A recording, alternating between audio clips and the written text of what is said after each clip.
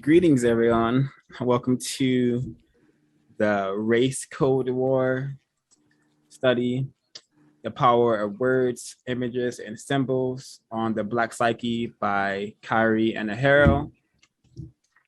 And this text, I'm sure we can all agree on, is a excellent text to begin to study after the United Independent Compensatory Code System Concept by Neely Fuller Jr.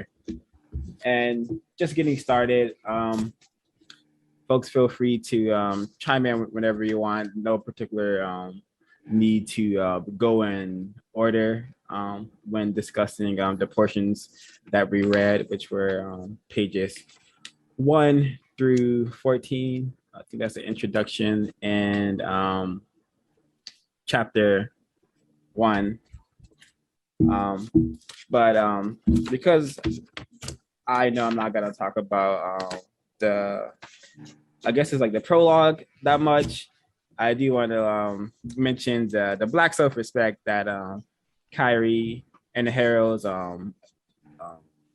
victim parents instilled in him by teaching him about the system of racism and white supremacy as a young person. I think if more, or I think if all victim units did that, we'd have a lot more constructive results when dealing with the problem.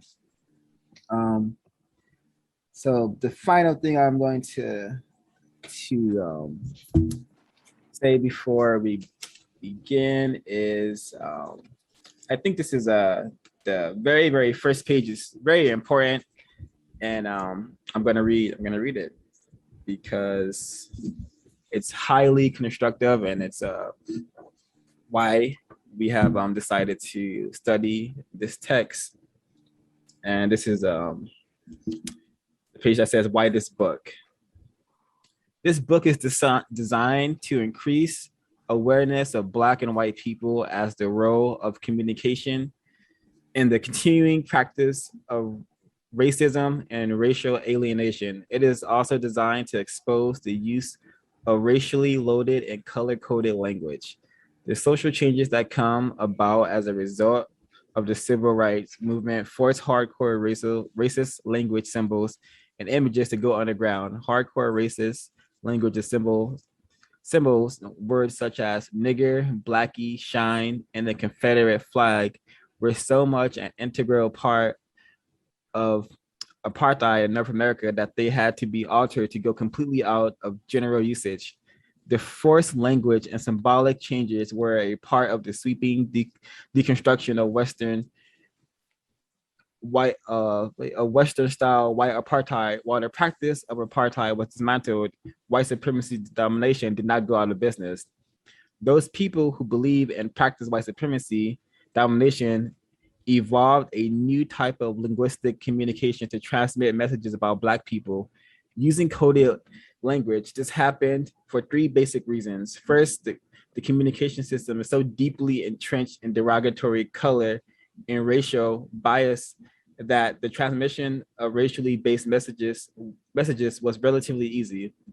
Second, the color and racial bias that embedded deep within the language has never been sufficiently identified, challenged, or rooted out.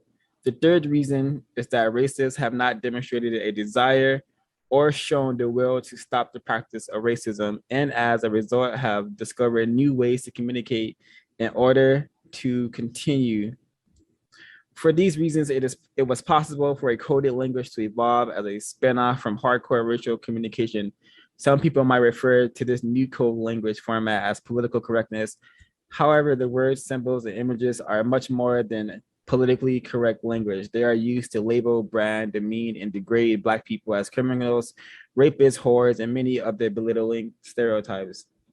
Far too frequently, Black and white people regurgitate this as if the words, images, and symbols were correct. This perception has a tremendous impact on development and implementation of social policy. In addition, the spiritual, psychological, economic, and political damage that it has done to Black people is simply too great to measure. So this page here serves as a really important indication of the power of words and how Black people, um, most of us unknowingly use highly racially coded language that helps to support racism and white supremacy, and we have no clue. And that is largely how white supremacy has stayed powerful. And white people, of course, are master of words, and they know. I think the majority of white people very much know that they're using racist code words. But this book is insanely important because I've been a prisoner of war, victim of racism, nigger, black male for 30 years, and I am just now understanding the power of words, images, and all that stuff. So the white supremacists have done a really spectacular job at confusing non-white people. So go ahead. Totally agree. Thanks so much for reading that. You said something that really resonated and that I can agree with. This book has even just the first 14 pages has really taught me the immense, powerful effects of words. And I just want to read two little sentences on Roman numeral X, IX, underneath the sticks and stones section, where it says, words can hurt and kill. Words and images impact the quality of human life. I always suspected that this was the case. There's a reason why these words exist, is to cause physical, mental, and spiritual harm to non-white people, especially people classified as Black. That's why these words exist. And just to reiterate the power of words, I could just go back into my mind and remember being in middle school, and I forgot how old you are when you're in middle school, but you're fairly young, not fairly young, you're just young, But we were forced to watch this movie called American History X, a very racist propaganda film. I'm not sure why the history class had to watch a film that wasn't based on history. But we watched this film, and the next day, I was being called nigger by the Mexican students and the white students, and all the Black kids were being called nigger after watching the racial war film that is American History X. Yeah, I'll stop there. Yep.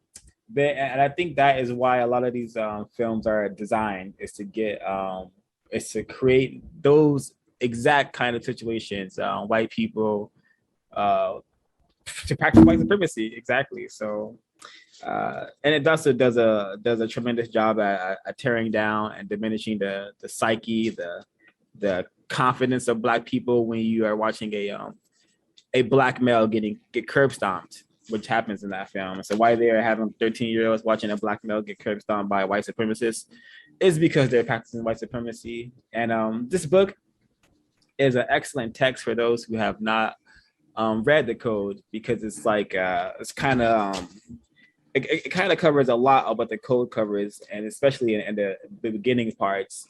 So I'm really happy to see the folks here who weren't here with us during the code meetings. Also on the same page, I had came up with a question. Apparently, the Jewish people after the Holocaust, which was another example of white people practicing racism, white supremacy, by mistreating people they classified as non-white in the form of a mass killings and mass torture encampments. But it says that the Jewish people established an anti-defamation league, and Black people are totally in a different situation and totally powerless in the system of racism, white supremacy. But I suspect that Anti-Defamation League is long overdue, because in all areas of people activity, it appears that people classified as Black will continue to be niggerized and projected to be, nonsensical, illogical creatures of the universe. Yeah. So I want to comment on I also had made a note of that. Like we definitely need a some sort of end anti-blackness league, some sort of organization where we stamp out all images of anti-blackness and niggerization propaganda.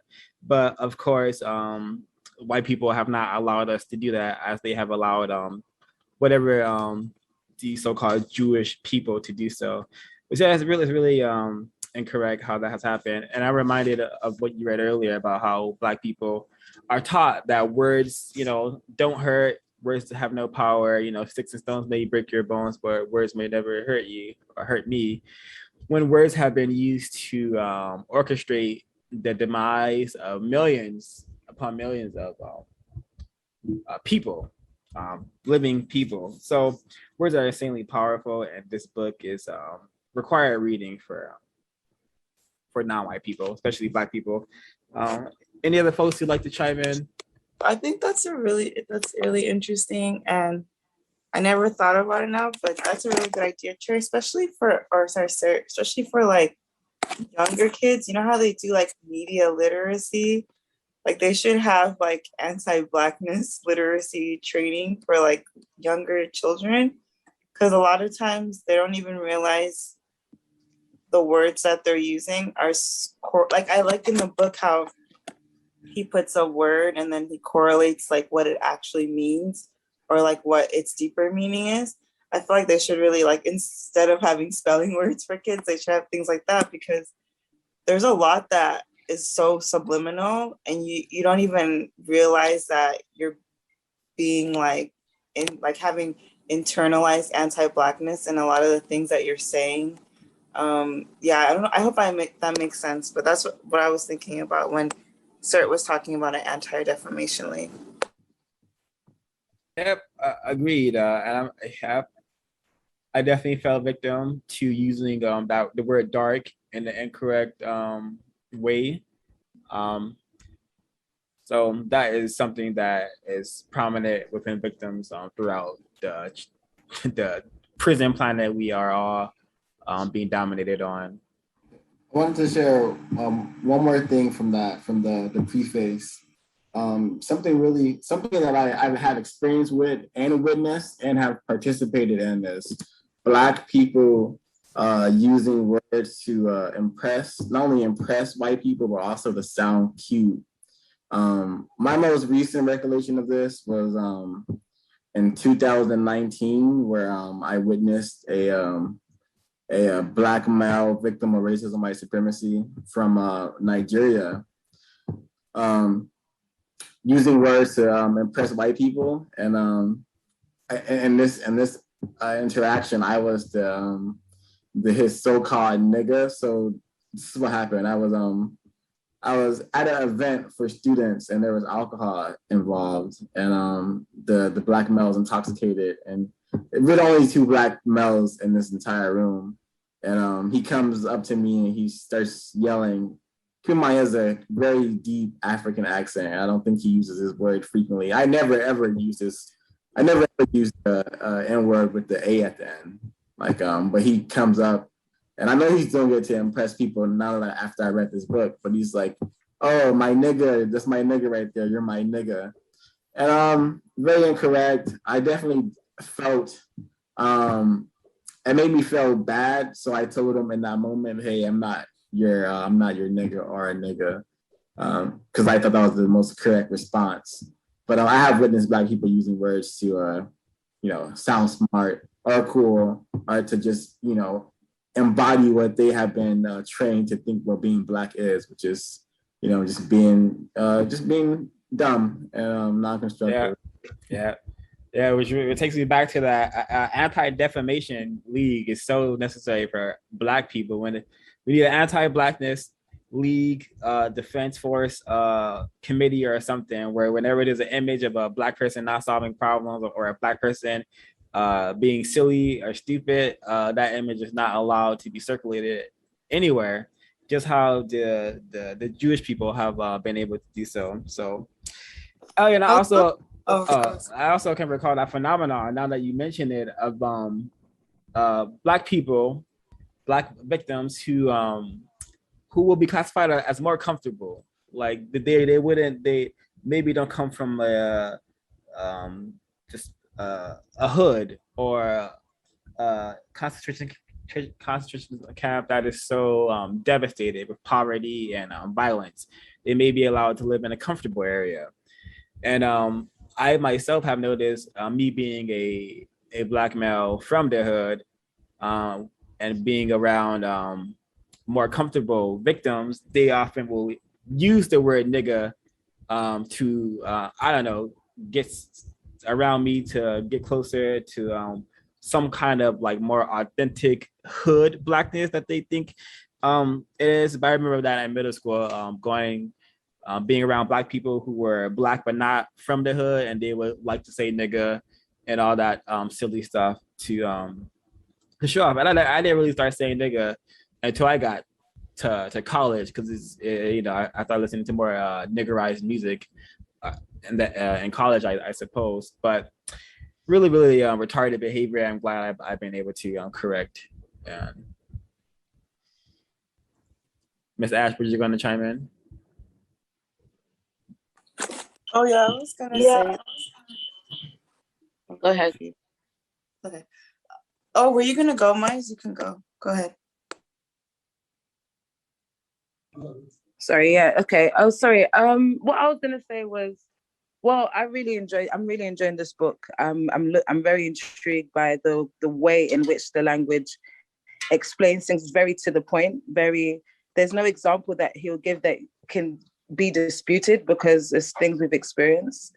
And especially coming with the background of Dr. Francis Cress Welson's ISIS papers, it's just more affirm. It's almost like stating it in more layman terms rather than taking the science out of it and just telling you what it is.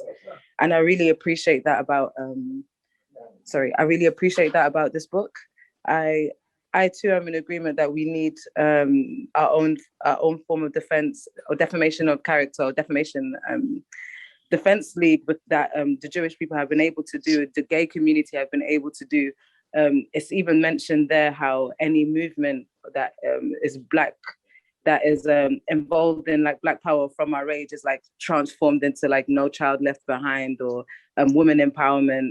It's very, you can see that it's now really painting out the codes in which that we are been experiencing and been living under, and it allows you to not participate. And I do believe we do need to step up our own form of defense league in terms of correcting certain statements and not spelling out these negativity, manifesting it for them.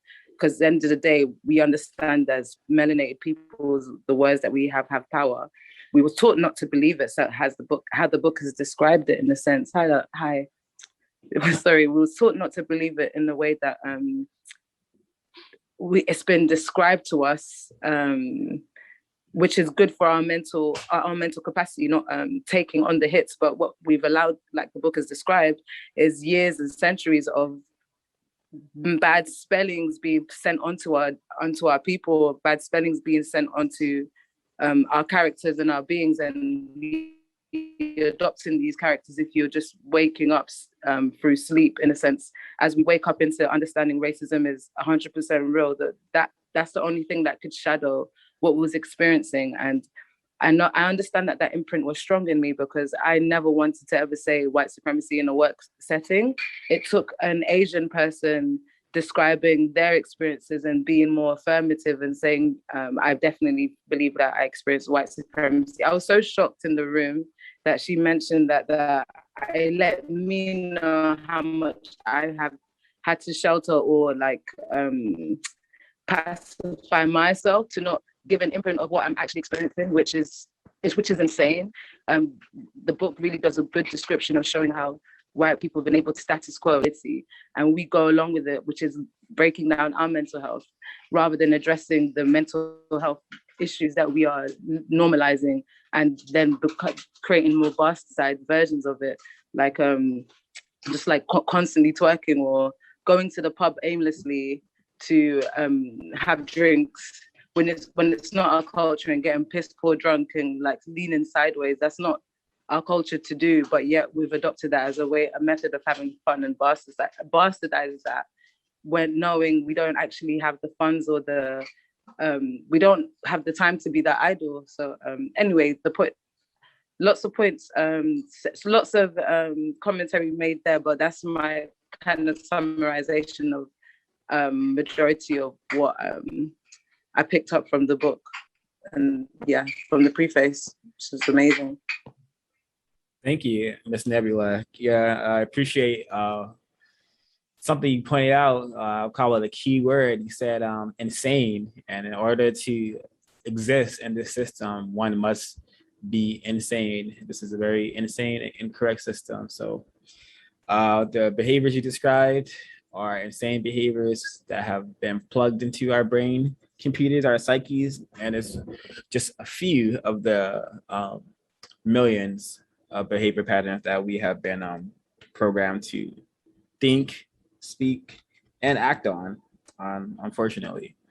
And I think with the closest thing we can get to an anti-defamation league, anti-blackness league, is practicing code, spreading the 10 stops, being truthful about the incorrect system we are living in, being truthful about who is causing all this incorrectness. And this most certainly is white people, racist man, racist woman, and racist child.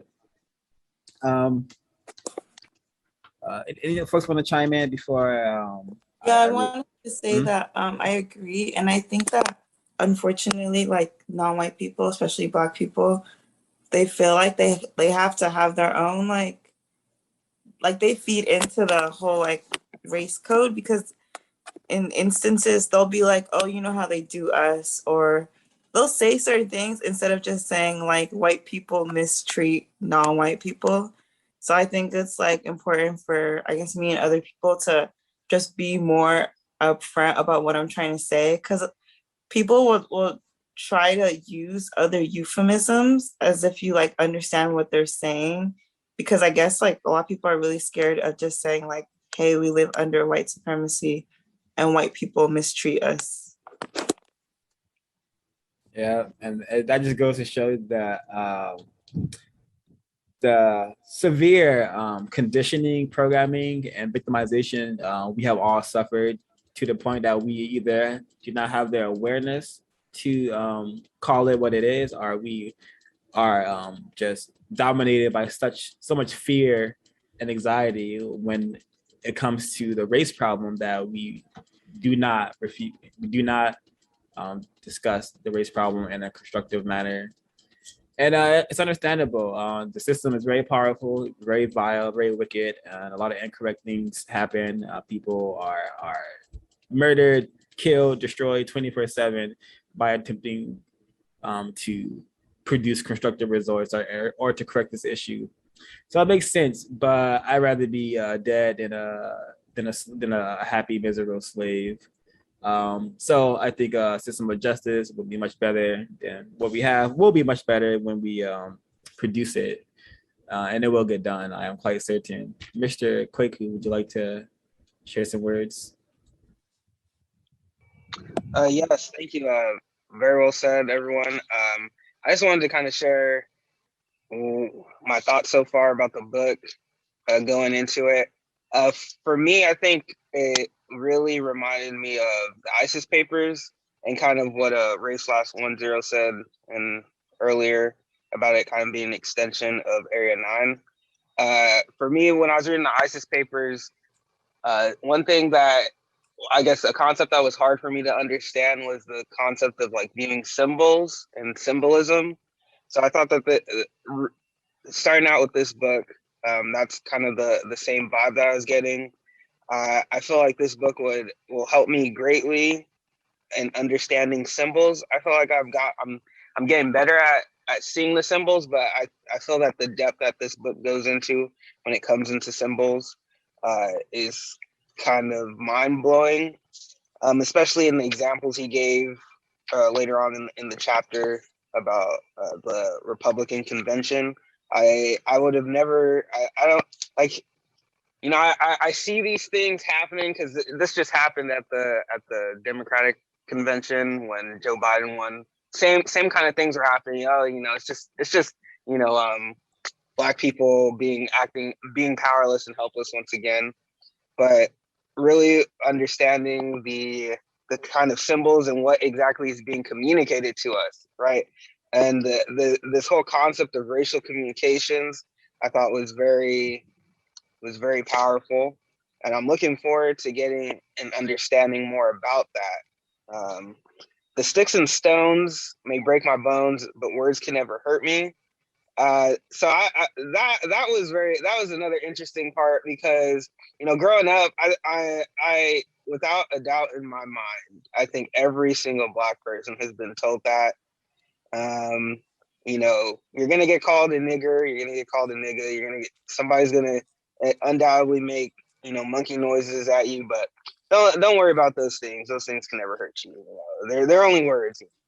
You don't gotta worry about that. But I think that definitely experience a lifetime of that can definitely contribute to the deep mental illness that we as a people suffer from. So for him to kind of start out the book with that, I think definitely sets the tone for what we're going to be getting into. And, very much emphasizing how words can hurt and kill. Words and images impact the quality of human life. And I think that that's still a huge concept that today even a lot of Black people don't understand, that the power of words. So that's where this book kind of comes into play for me. Is that I shouldn't say play, but what goes towards solving this problem is that it builds on the concept of being able to use symbols and understand symbols as well as understanding the power of words. That's all I have for right now. Thank you. Thank you, Miss Nanaya. Yes, thank you. So some of the things that stood out to me with the section that we read was, especially in the sticks and stones, I know a few of you already mentioned this, but just the power of words and how we've been trained and manipulated to believe that words don't hurt us. And also how later on it's like, okay, well, I'm traumatized by every time someone says this word or someone says this phrase, I'm triggered, but I'm not supposed to be hurt. So I guess it's just a phase. I guess it's just me being emotional or me being this. So I think it's also a deterrent from Black people to analyze themselves and which words that they are traumatized by, because it could be a form of, again, being oppressed or a form of being mistreated verbally, whether it's by someone at school or whether it's by anybody, someone just mistreating them. But it also comes to my next point is the importance of words being used. Because even having conversation today, there's a lot of talking, but the words that they're using doesn't make sense. Because when you have conversation, it's almost like, can we understand each other? But no one is understanding each other, just talking to talk. And it just, I don't know, it just, now that I'm able to slow it down and really try to understand what people are saying. And then when I ask them, oh, what does that word mean? Like, what context are you using the word? Like, what is your definition of that word? They're not able to explain that word to me. So I think it's just really like for Black people to really slow down, especially the words that we are using towards each other and around us, even in our just saying it out loud, like just slow down, because some of the words that we use, like I know it catches me sometimes when I say, what's the word I always say? Like when someone asks me, oh, how are you doing? I say hanging in there. No, I'm not hanging anywhere, But it's just like thinking of that phrase that a lot of people do say that. And I'm thinking like, whoa, why do we say this phrase? And it's so common that we say it, but this could be something that could trigger somebody, So it's just thinking of these words that we use and we make it so common. So it's like almost we're like numb to it, but not really. So it's just almost important that I just want to continue to stress the importance of when we use our words, when we are explaining something, we are wanting our listener or whoever is receiving the information to understand, one, what we're saying, And two, make sure we understand what we are saying. So use the words that you know. If you don't know the word, don't use it or look it up before using it. I think it's very important that we really know what we're talking about as a society, as Black people in general. Thank you. Thank you. And it's not you just, what you said just opened up some sort of portal in my mind where I'm reminded of a show I never watched, but I do know the theme song. That's that 70s show, hanging out down the street, the same old thing we did last week. You know, that is the programming giving to Black people.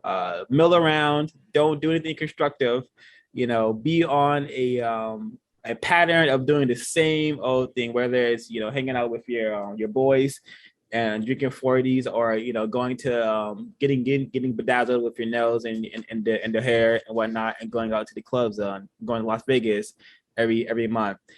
We have been totally programmed to not only operate on incorrect words, but these words sort of create like a blanket of non-constructive behavior for us to operate on and to stay on. So I really appreciate your words, because I'm reminded of that that brainwashing, brain trashing theme song from that 70s show, which Black people seem to have taken all non-white people seem to have been taken to the heart, because that's our behavior patterns.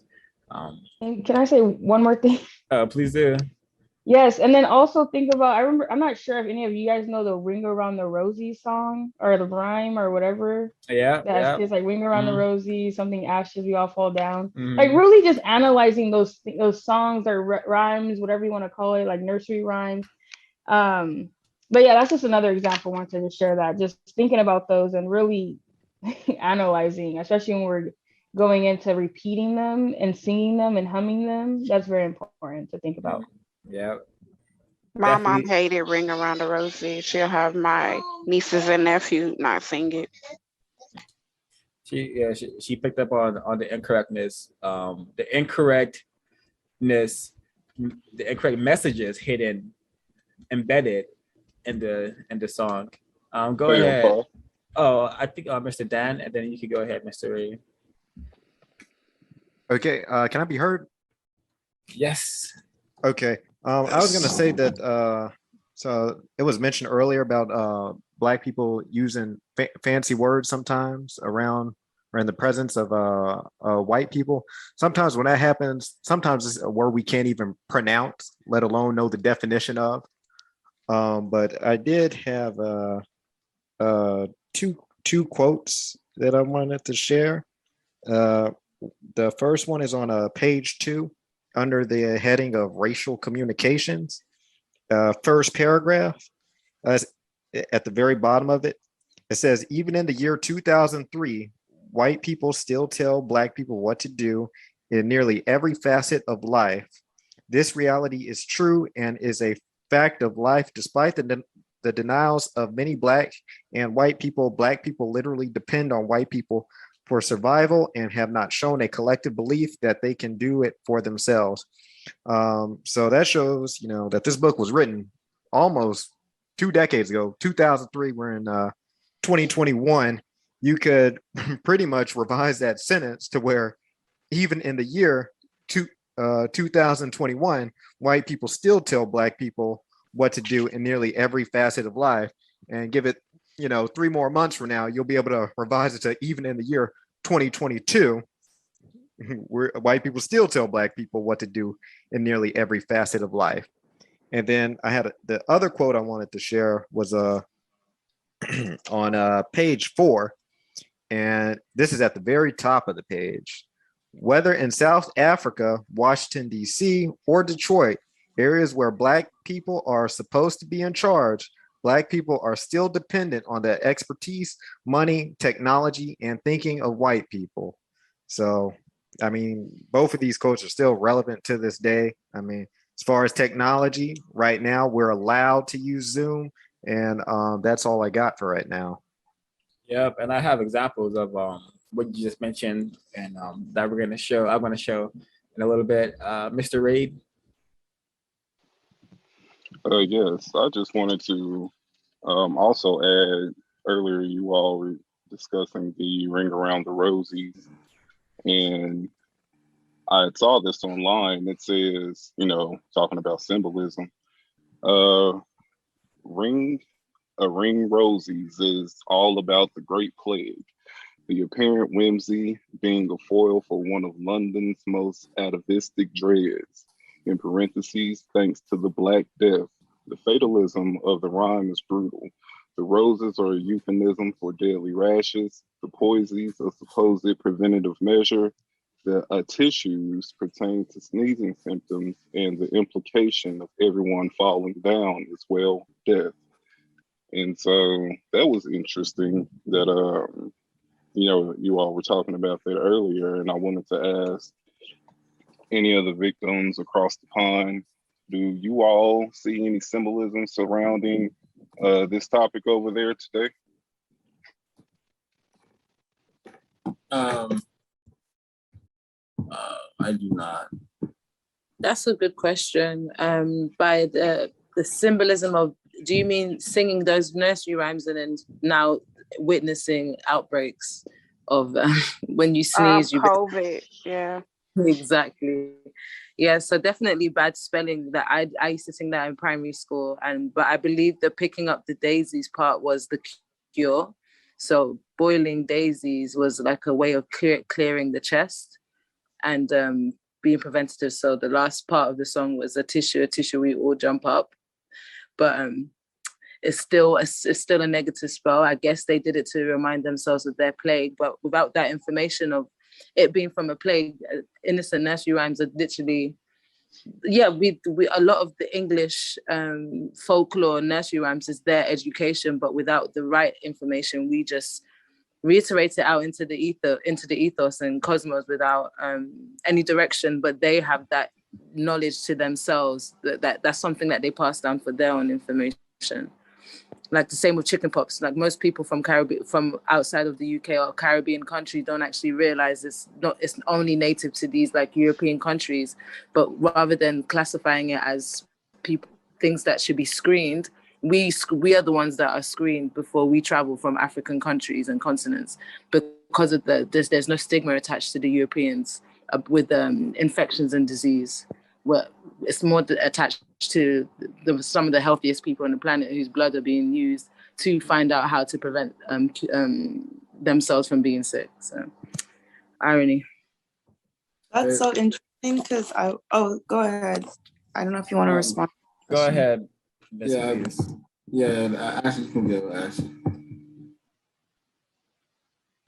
Oh, no, it's not specifically related, but I was just thinking about what Mais was saying, because I recently read an article with these two females from Mexico, and they basically set up they're both married to white males, and they set up a taco truck, and they called it I think something like All Natural. And they were talking about how it's different from other Mexican food because the ingredients are all natural. And I just thought about how they really coded it to imply that the Mexican vendors who are just not married to white people and just regular Mexican people, their meat is somehow dirty or diseased compared to these, Mexican women who have the money of their white husbands to help pay for this. And I just was thinking about that because Mary was talking about how it's kind of implied that non-white people, the things that they have, or they carry diseases and things like that. It reminds me of all of the way that people talk about Chinese food and MSG too. Yeah. All in the words. Go ahead, sir. Thanks for sharing. On page 2, I thought this was such a concise wording and constructive use of words, and it's something I'm gonna remember because it's pretty interesting how many non-white people actually are so victimized that they actually think racism or white supremacy is their fault, and they think that they are totally unaware of the economic exclusion and how the society is geared towards their annihilation or their imprisonment. So on page 2, I thought this was really, really important. And he's speaking of the social reality of racism, white supremacy. The book states, if this social reality did not exist, Black people would own and control wealth and resources at the 15% level or an equal percentage based on their population. And of course, everyone listening, people in the group should be aware that Black people classified as Black, are at the bottom of every single list when it comes to jobs, when it comes to housing, loan ownership, when it comes to access to wealth and economics, at the bottom. When it comes to crime and imprisonment, we are disproportionately considered to be the most imprisoned and the most crime-centered anomalies on planet Earth. I thought that was really interesting because the book is giving me ammunition. So when I'm using my words, I can just say, hey, if racism wasn't real, then on this planet, especially in United Kingdoms and in the UK and America and Western societies, it would be more of a balance between the races. Black people wouldn't be at the bottom of every single social economic ladder there is.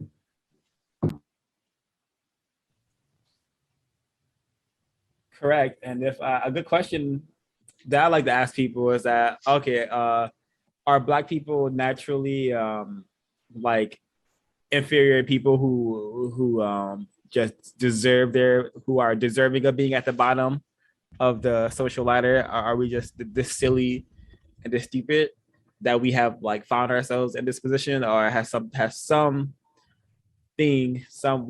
group orchestrated, planned this reality for us? I'm going to read from page 1 because I disagree with some of this here, but it's very constructive. I'm going to say why I disagree with some of it. And this is on page 1.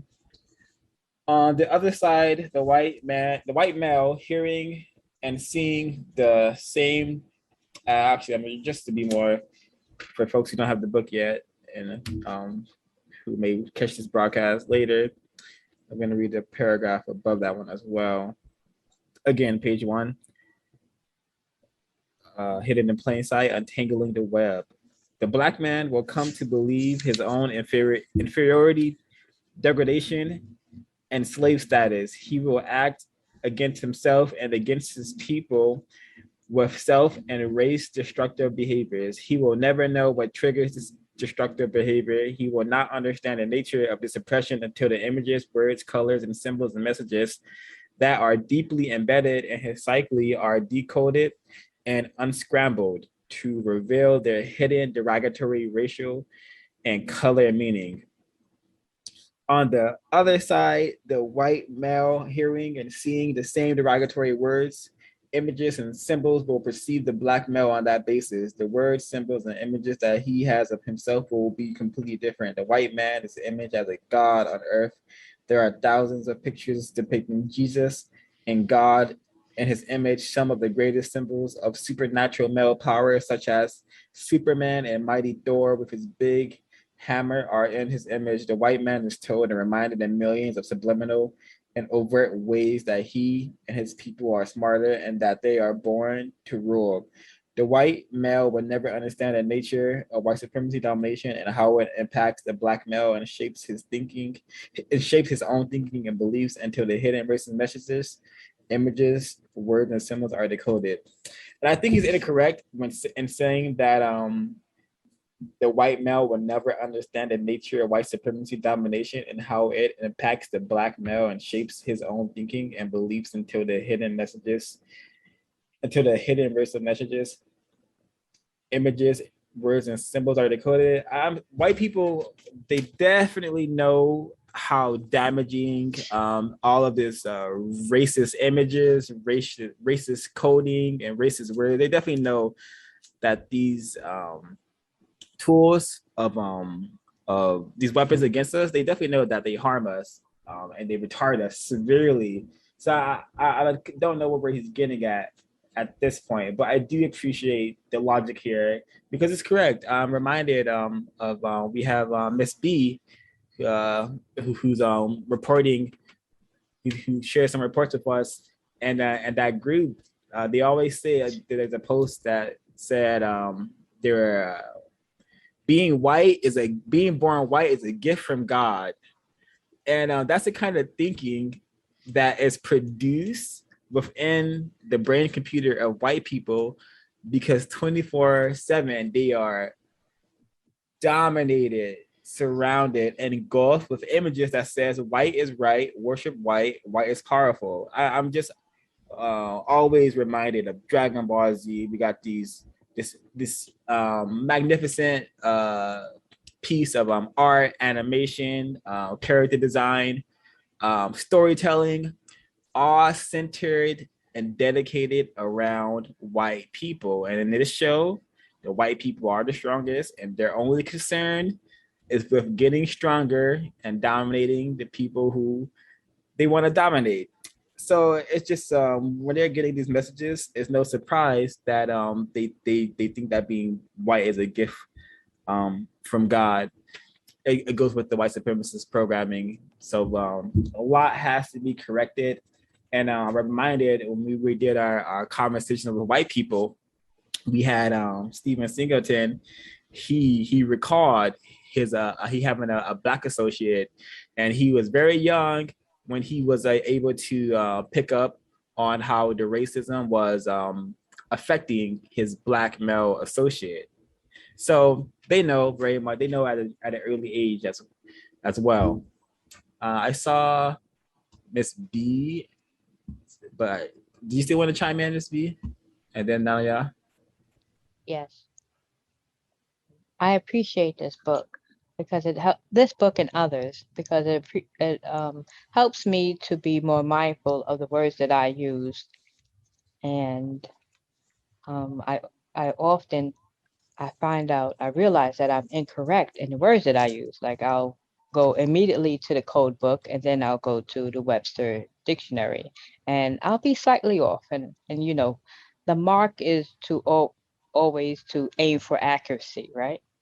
So with this book, I don't want to say a problem, but I find it interesting, and I could be wrong, but the very first line, this book is designed to increase awareness of Black and white people. I have an issue with this. I don't think that white people need awareness, and I don't think they need increased awareness. I think that white people are not ignorant or they're already aware. So yeah, that part I have an issue with, but I could be incorrect. Maybe there are some white people that are ignorant. I'm not aware of those people. Another line from the very first let me see what else.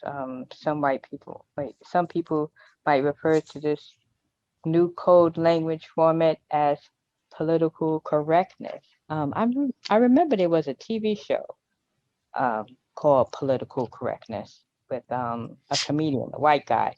I can't remember his name at the moment. And yeah, I find that very interesting that he had a show named Political Correctness. Yeah, you know what? That's it for now. Yeah, I think. Oh, go ahead. Oh, okay. Yeah, I'm glad 0526. I had that exact. I'm glad you brought that up. Actually, I had the exact same passage on page 1 underlined as well, where it said about the white male will never understand the nature of white supremacy and domination, etc., and how it impacts the black male and shapes his own thinking and beliefs. And I thought, the white male will never understand. I'm thinking, well, this is a race code war book about the use of words that white supremacists are, basically white supremacists, racist man and racist woman have put the code into effect. They created the code. So I think white people, most white people in this world are fully aware of the impact that it has on black people, but I just think they just don't really care about that. And I think it's interesting as well. The other caller, I can't remember your name, sorry. When they were talking about the imagery in films, etc. It ties in with that same passage as well, like how you're saying, like, I think it was American History X that he watched, and then the next day he was called nigger at school. And lots of non-white people were called nigger at school. And it's because these films are usually done by the white supremacist, racist man and racist woman, with their understanding that it's a glorification and an advancement, I guess, of the whole system of racism and white supremacy. So I think white people are very, very much aware of the code already. I think it's Black people that are really confused about that, and it's Black people that need awareness, not white people. So the first line there that Helen B was talking about, I think, yeah, that rang true with me as well. With the this book is designed to increase awareness of Black and white people. I think really it should just increase awareness of Black people, because I think most white people already know, since they are in charge of creating that code, the white racist code, sophisticated or not, in the first place. And also on the page 1, where it says about, on the other side, the white male hearing and seeing the same derogatory words, etc., and in the same paragraph down the bottom, it said the white male will never understand the nature of white supremacy. I'm not really sure as why he has emphasized the white male, as if, because, you know, as far as I understand, I could be wrong, but as far as I understand, the system of racism and white supremacy could not have existed for as long as it has without the full participation of racist women also. So emphasizing that, and usually it's a white supremacist trick that they usually play when they say, like, you know, white supremacy, this white man's this and this white man's doing that. No, white women are just as much as responsible and culpable in that system of racism and white supremacy. But that's enough for now, I think. Thank you, Mr. Smoky Damages. Really well said and very insightful. We can have Nanaya and then Dan and then Mr. Ray 150. I think you're breaking up. Can I be heard? Yeah, just try to go ahead. Oh, perfect. Okay, thank you. Also, just to add on to page 1, I did read that section towards the bottom about the white male and their nature to understand. When I read that part, I have a note here that says, like, they can't understand because they are white.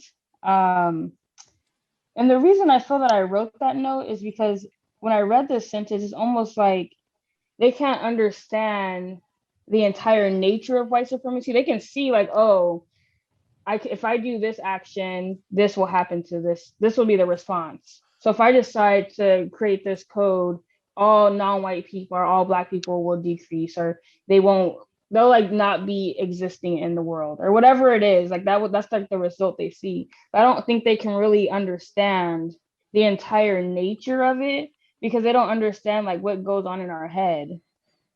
Like, as much as we tell them, we can't even explain to them the impact of our own thinking, what we believe in the system, because we're using the words that they created. I don't know how to explain what I'm trying to say, but it's almost like I see it differently than you all, just because like I see, like, I can't understand how a white person is going to understand like entirely the impact of racism, white supremacy, because they're white, if that makes sense. And that's how I feel too when he's talking about where was that? Even in the first line where it says to increase awareness, I think one of the things that I got out of this sentence is increase awareness of the role of communication. So when I'm thinking of communication, that's not always looked at from like the natural eye. Not everyone is, as we mentioned, how does communication play a role in racism, white supremacy? Like, we know that actions and behaviors play a role, but how does our communication, or how does our words play a role in this entirely? So I think too, and also after like generations, like we can say like, oh, all the white people should know by now, or they should know what they are practicing and understand fully, but I still don't believe that they do, because I can probably go to a random white person on the street and be like, I don't know. But I think white supremacy, if we're going to clump it obviously as a whole, I'm going to use quote unquote like masterminds who say like, I understand it through and through. But then there's like the ones who trickle out, like the outliers, where it's like, I don't really understand racism, but I know I practice it. I don't understand white supremacy, but I know I practice it. If that makes sense at all. Thank you.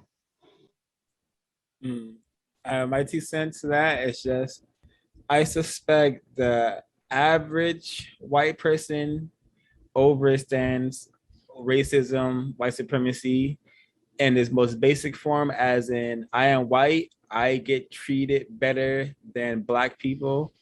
And I also suspect that the average white person overstands how to talk to a Black person, whether they're trying to get information from them, whether they're trying to get no matter what kind of response they're trying to get from a victim of racism, the average white person, I suspect, is capable of that. I do suspect there are less intelligent white people who may not have a great understanding of white supremacy, but they definitely have an understanding of the basics, that they are white, and that comes with power and the ability to mistreat victims of racism, white supremacy. And I think that's what the code, the code book has attempted to display, that and what Brian was mentioning earlier, smoking damages, that white people have created the code and they have their own united independent code of practicing racism, white supremacy. So I think victims should never ever think that a white person doesn't understand or overstand. They understand, they just don't give a fuck about Black people, non-white people, and the suffering that they are allowing to happen, and that they are that they are allowing to happen, that they want to happen. But again, I may be incorrect as well. I think that was well said, 0526. I'd like to just echo that as well. I think the amount of white people that I've had communication with in my life, I think the average white person in this world definitely knows, like you say, they've already got their United Independent Code System concept of white supremacy that they follow. And one thing I think that a lot of non-white people forget is that a lot of white people are just deceptive. They are masters at deception. And sometimes when you talk to white people about this subject, they usually lie. They usually lie about how much they know about racism, and, oh, we just didn't know that racism was affecting you that badly. They know exactly what it means to be white in a system of racism, white supremacy. And I remember Neely Fuller usually says, and Dr. Francis Chris Welsing as well, says that white people can show you better than I could ever tell you. And usually with things, I mean, Jane Elliott has said it, admitted racist. Barbara Trepanier said it, admitted racist. Peggy McIntosh has said it, admitted racist. White people know exactly what it means to be racist, and what they don't suffer racism. That's true. But usually when pushed on the surface, when you first start conversations with some white people, they do pretend that they have no idea. But when pressed, usually they reveal it all the time. And a lot of times, even if we look at things like racist jokes, usually when white people tell racist jokes, there's more often than not, there's some sort of violence being done to that non-white person if you analyze and break down most racist jokes and stuff. So I would say they are fully aware, even though they don't like to admit it to non-white people. I would say they're definitely fully aware of what they're doing.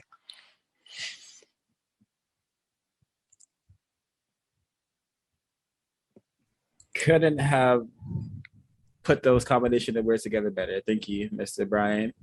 I believe it was Dan, and then Ray, and then Sid, and then Ms. Nanaya.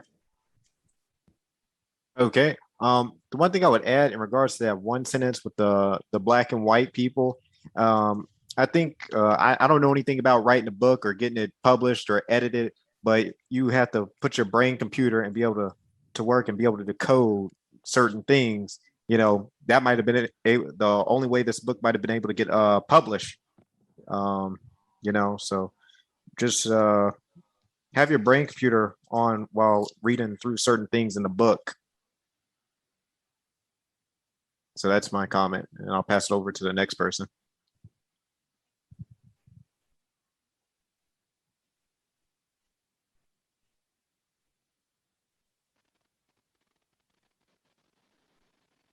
Did Cert want to go?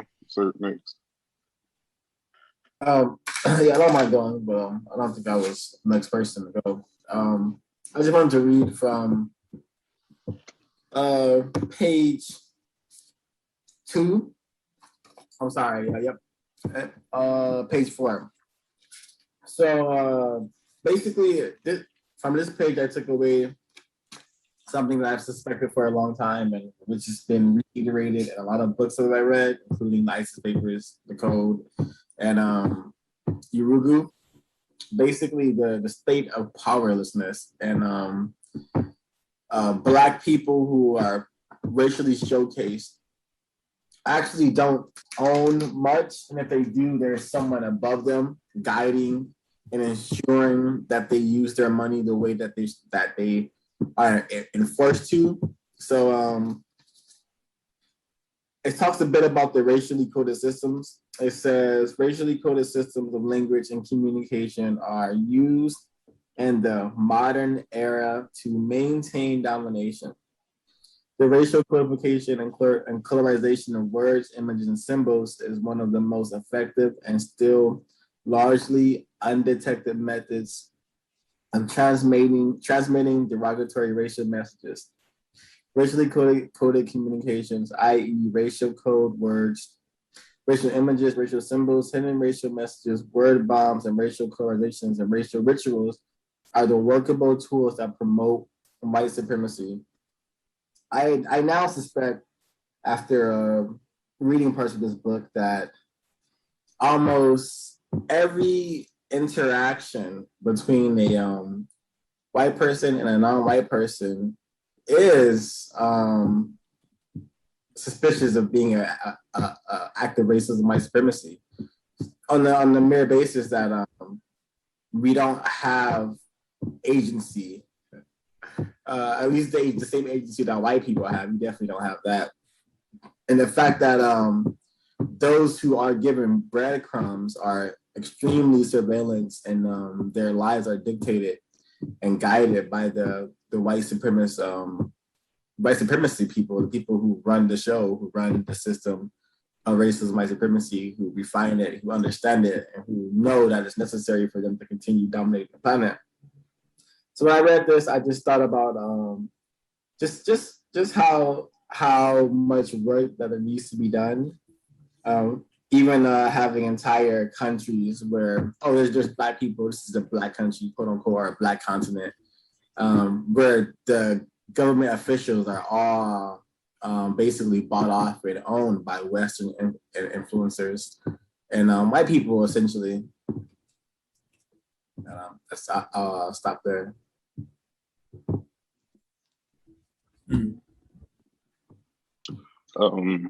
I just wanted to add on to what Smoking Damages was saying when he was talking about how when you press white people, then their true intentions begin to show. And that's one thing that the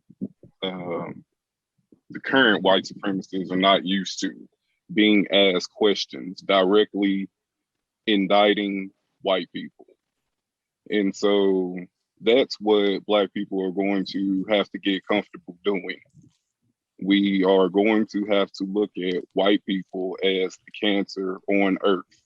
Now, if these so-called good white people do not have the ability to get a hold on the bad ones, then what good are they? You know, we have to be logical about this. And hold on for a minute. Get my book.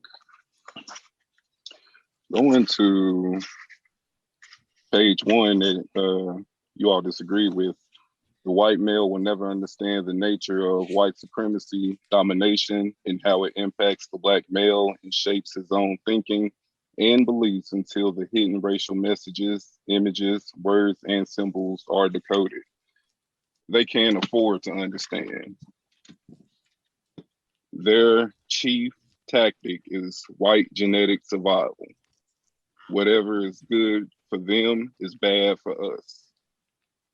I think what Mr. Anaharo may meant, I'm not trying to speak for him, but just my thoughts that we're asking courteously for justice. And so white people are going to have to understand that they are at negative birth rate. They are dying out. So it's no use sabotaging the inevitable. And if that means that no white person is in existence, so be it. You know, so far in recorded history, I don't know of any non-white group on planet Earth whose chief mission was to eliminate white people. No, what we're doing now, we're all comparing notes from around the planet. And we need to all be on one accord about what the problem is. That's all I have for now. Thank you. Totally agree. I agree, Mr. One Slasher. The problem is white people, racist man, racist woman, and a racist child. And I'm sure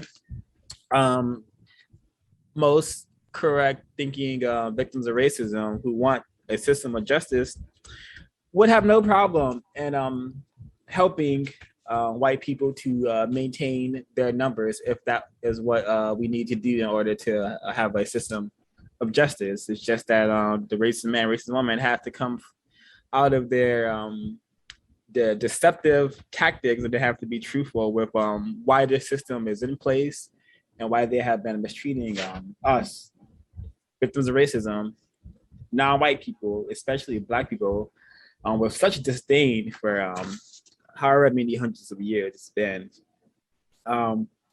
So yeah, thank you, Mr. 150. Very well said. I'm gonna read from page 4. And it says here, the status quo is now portrayed by white supremacists as a normal state of existence, a sort of manifest destiny and the divine right to rule. The domination has remained intact despite a myriad of revolutions, civil wars, geopolitical conflicts, and world wars. It is still the most powerful and most enduring political, economic, and social force on the planet. Its sovereignty has never been dethroned. White supremacy domination has been devastating to the history, culture, economic, and political development of Black people. It has disabled Black people, destroyed Black unity and Black culture.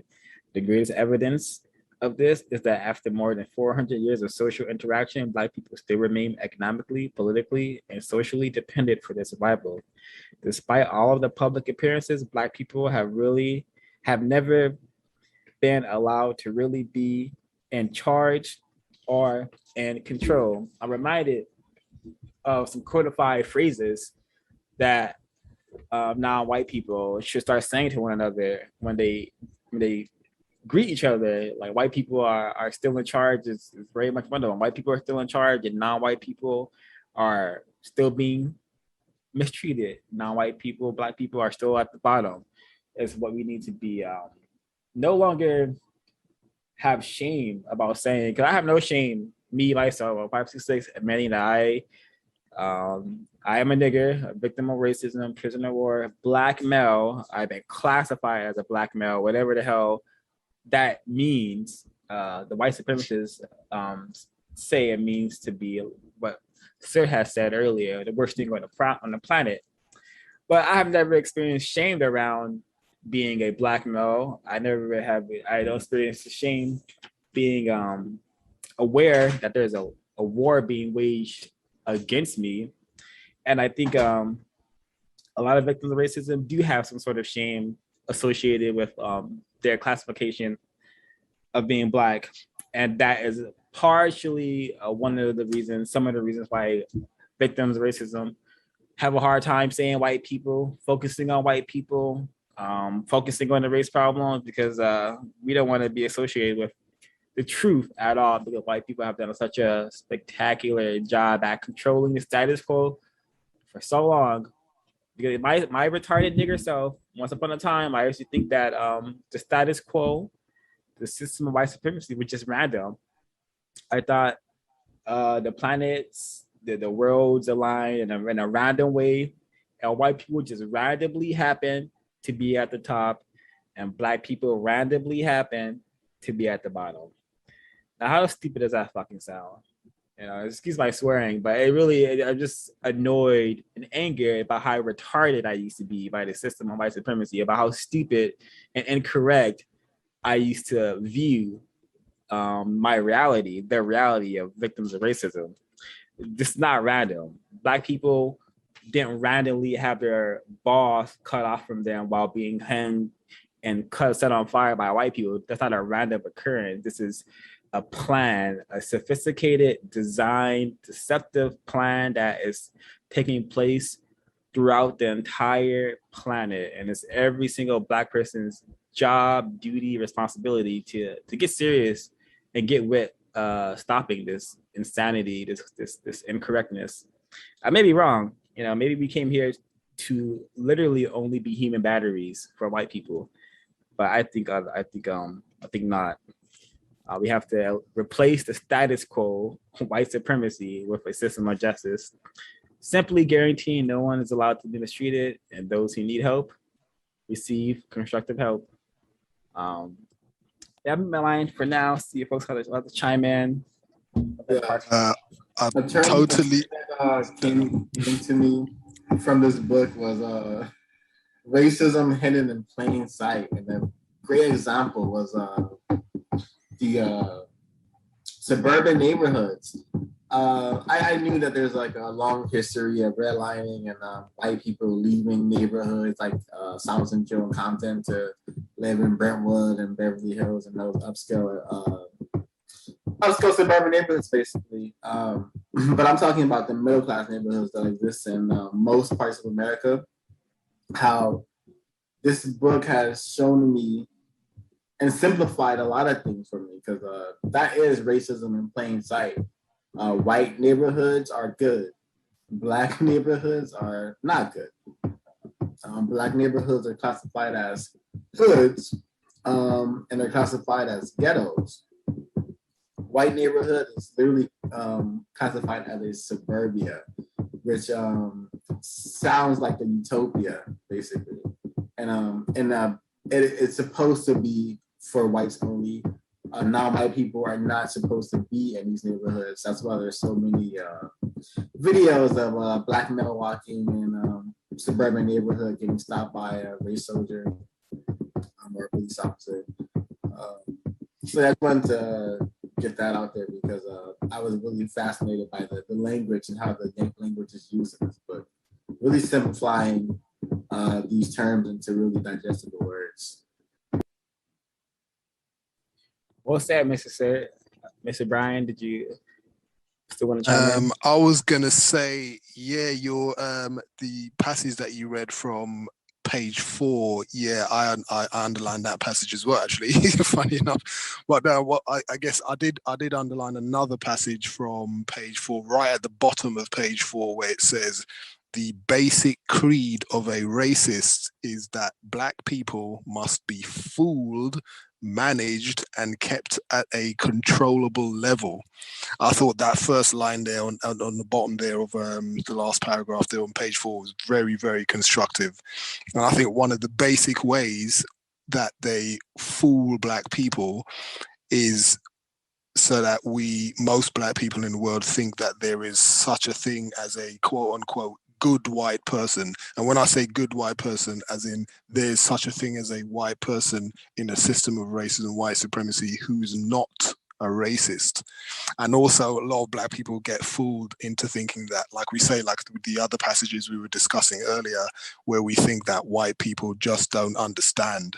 I remember Gus T. Renegade was talking on his show years ago I can't remember the guests he had on there, where he was saying it would have been absurd for a white person to make that statement even say 30 or 40 years ago. Like, these white people are just walking around, they just have no idea what they're doing to white white people, they know. All white people. I think that's the biggest lesson that I learned from the cows, actually. And I think what he said on this book basically echoes that, where he said the basic creed of a racist is that black people must be fooled, managed, and kept at a controllable level. And one of the biggest things there that I think black people are fooled about in a system of racism and white supremacy is that there's such a thing as a white person who is not racist. Yeah, that is very dangerous. A victim not suspecting a racist suspect, a white supremacist, that has led to a lot of tragic arrangements, a lot of joke-produced offsprings, and probably could be argued that is top 3 one of the reasons why this problem is so prevalent and so persistent, is that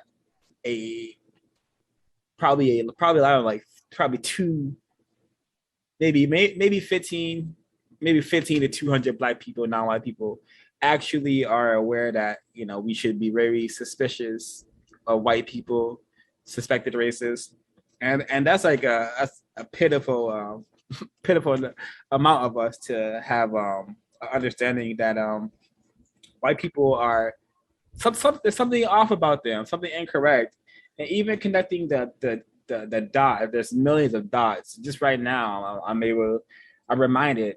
Sir said that black people live in things called ghettos, and during the Holocaust, they put the Semites in ghettos before they were eliminated in large numbers.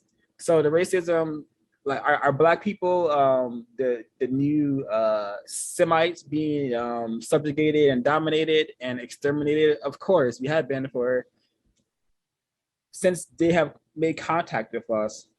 They being white people, racist man, racist woman. So it's really tragic. And that being said, this is a great segue to what I'm going to read here on page 5, which says, racism hidden in plain sight. Black people must begin to understand how to decode racism in the superfine stage. The first and most basic understanding is that modern racism is hidden in plain sight and is nothing short of a continuous campaign that has to affect the racial warfare implemented in broad daylight for all to see. How is racism hidden in plain sight? What is meant by the term in plain sight? It means that racism is in full view and everyone sees it, and some even acknowledge it, but very few know or understand what to do about it or how to decode it when they see it. So we're still at the stage where we're getting black people to see racism and understand it, which is really tragic, but that's how far we've been retarded by the enemy. So I think developing and gaining the ability to see racism and decode racism has been a blast. And when I say blast, I mean it has been very constructive and it has been fun. But I'm able to see things and actually understand what I'm looking at, and not to be harmed by it because of the confusion it could have thrown my way. I'm able to perhaps experience music without understanding that I'm not a nigga or a bitch, and I don't want to go out and get bitches and go to clubs. I'm just listening to this noise to help me to do my workout, instead of hearing various racist programming that would have an effect on me. And me being able to see racism and decode it, I'm able to, I don't know, perhaps be protected by it. You have to understand. Mm-hmm. Oh, I'm sorry. No, I was done. Go ahead. I was just saying we have to develop a want to understand language, and then realize how it's been used and weaponized against us. You know, and just adding on to what you were saying about the music. And I know the code says that It's either noise or arranged sounds.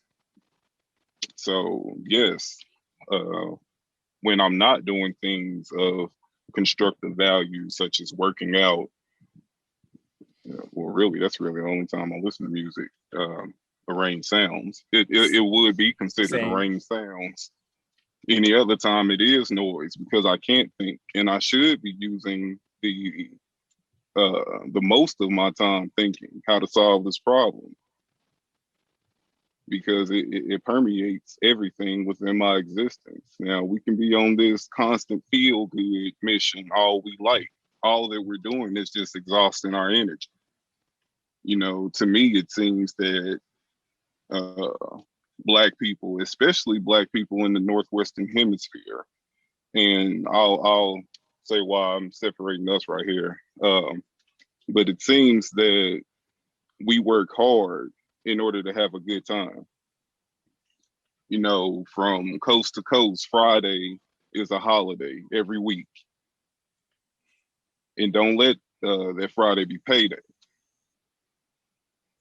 But I singled us out because we have a long history of living amongst Urugu.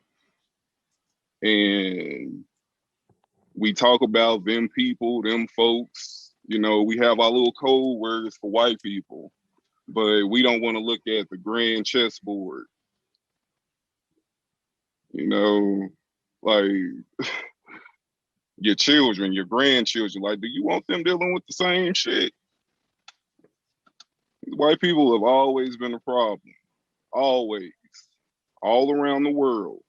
They have killed off millions of non-white people for the maintenance, expansion, and refinement of the system of racism, white supremacy. There is no statute of limitations on that.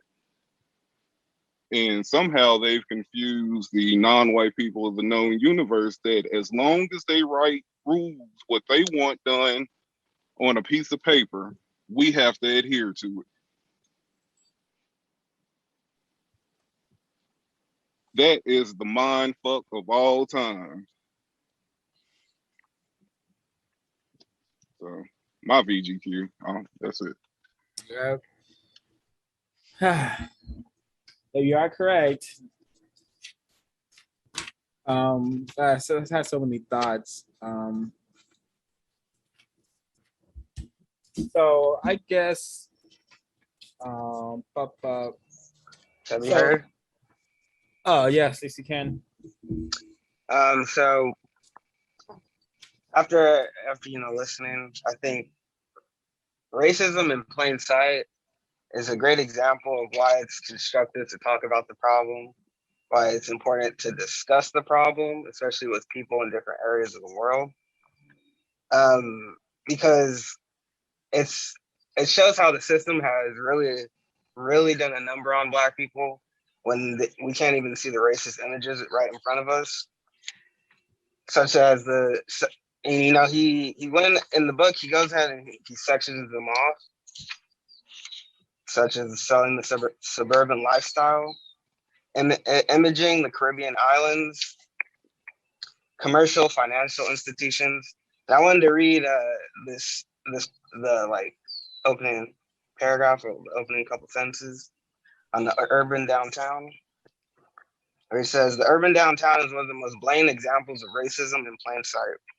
The large buildings towering over the central city landscape are clear evidence of the hoarding of money, capital, and material resources based on race. These structures were built because white banks hoarded money and white businessmen were given preference over Black businessmen. Black entrepreneurs were denied capital and adequate financing to maintain, expand, and improve the quality of life in the Black neighborhoods. Black people have deposited billions of dollars into white-controlled financial institutions, and to this day have received back only a pittance of what has been deposited. And I was looking for a Black bank recently, just trying to invest in the community, and there was only one bank about 60 miles from where I live. That's the only branch, and I got to thinking about how I can go down the street. There's a Chase, there's a Bank of America, etc. But we talk about how we're, like black people don't get any money, and that's like where all of our capital is, and that's how it's being used. And I don't think a lot of us realize that. You know, we can talk about how the towers are blocking the sun, and that's why, right where black people live, that's why they're vitamin D deficient. But I don't think we realize kind of like what at least I haven't. I haven't been able to put in the words in kind of like a concrete, consistent way that this is one of the ways that racism is being used. So I thought that this was a good portion of the book. But the hidden in plain sight, and to the 2000 Republican National Convention, right there at the bottom of the page, the tools, the symbols, and the decoded meaning. The one that really with the preaching, black entertainment. So the tool is preaching, the symbol is black entertainment, and the decoded meaning is we believe in the word together.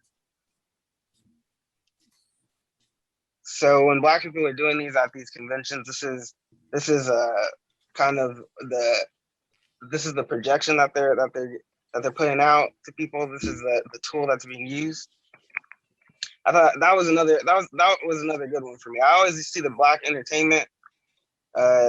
We share a common culture, man. I think we as a group, and for me, really need to understand what these meanings are and the symbols that are being displayed all the time, 24/7, on every show, on TV in general. So back to Dr. Francis Cress Wilson again. Reading is more important than watching television. That's it for me. Yeah. I hope that makes sense. Yeah, I think the racism, like, it would be a great exercise if you could all share, like, if it comes to our brain computer, our own examples of racism hidden in plain sight. This text just allows me to contextualize, like,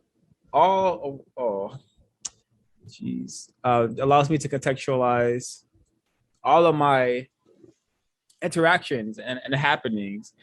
For example, I there's this suspected racist who the so-called groundskeeper around this the dwelling I occupy, and he's always, whenever he sees me, he's always like, hey buddy, and my code is just, minimize conflict by minimizing and also minimizing my energy usage. So I just say one word only to him, which is howdy. I just say howdy. And but him calling me buddy is a racist attack because I'm a victim of racism. I'm not allowed to have buddies or friends, at best acquaintances and associates. Yeah,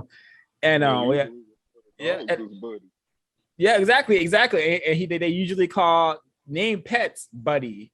So I'm aware he's practicing racism against me by calling me what most Black people would believe to be a friendly, pleasant term.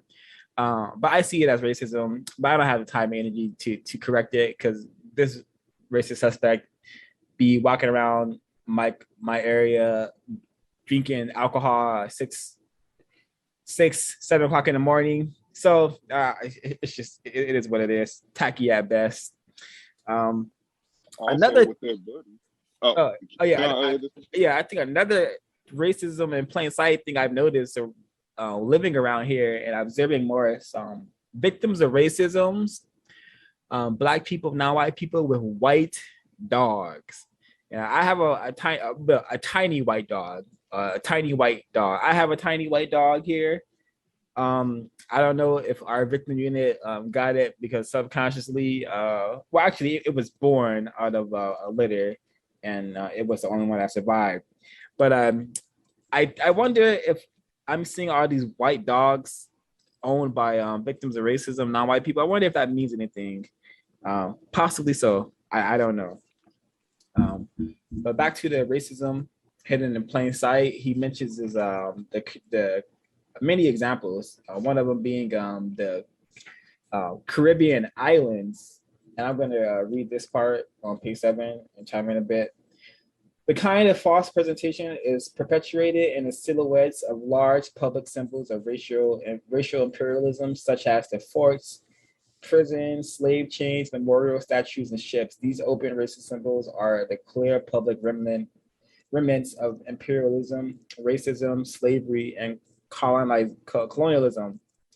However, the racist history is shielded and hidden because of the effective use of coded racial images in language.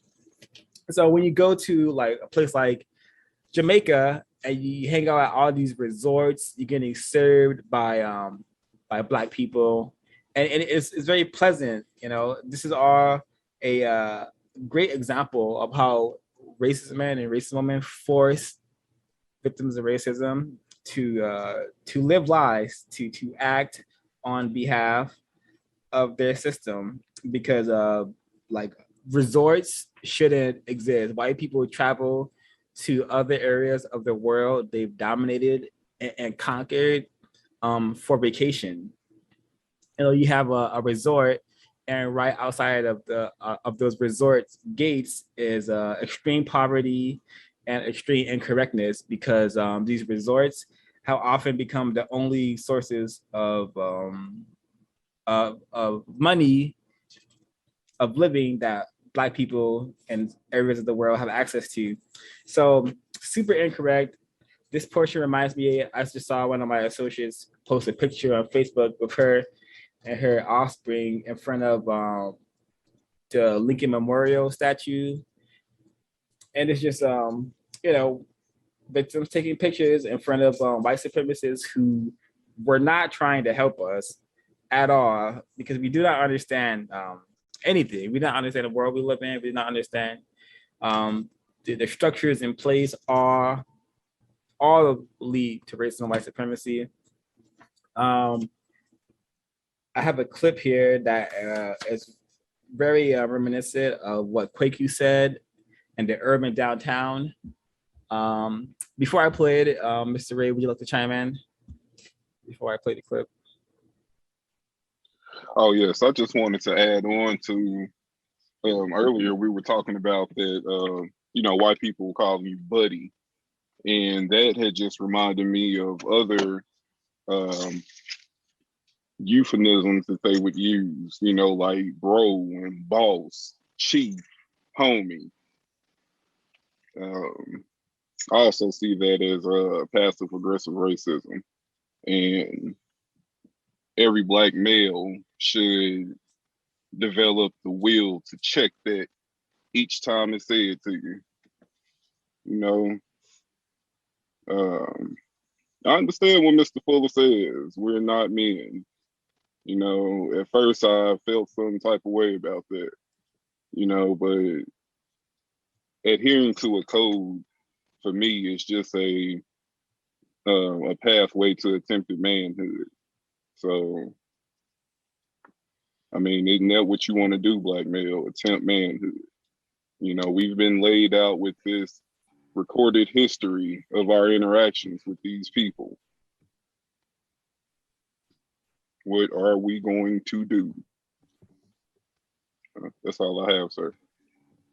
Yeah. I wanted to mention something that's 0526 I mentioned about the Caribbean islands. I always suspected really negative things happen in those islands due to the existence of racism and white supremacy. But while reading this book, I was able to learn that the scripted language that the inhabitants of these island folks have to participate in.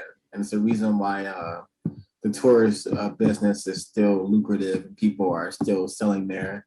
And they still have those racist plunderers statues up in Jamaica and the Bahamas and in Puerto Rico and all those other places. But I remember when I went to Barbados, I understood that when I say understood, I mean I didn't know much about anything at that point. I was very much brain trash when I was traveling in Barbados. But I did notice that there weren't any white people to be found, but I still noticed suspicious behavior and a lot of niggerization on the inhabitants, such as people attempting to fight me and the people that I was with, and being having things stolen from me at the beach, and a slew of other negative things. And I recently learned that Jamaica has one of the highest murder rates supposedly in the world, which I thought was really interesting considering that it's mostly a non-white territory. I could be incorrect about that, but I think it's mostly non-white people who live on that island. And on page 8, I wanted to read a bit about white domination and how I'll get back to this actually. I want to let someone else speak. I want to organize what I want to say.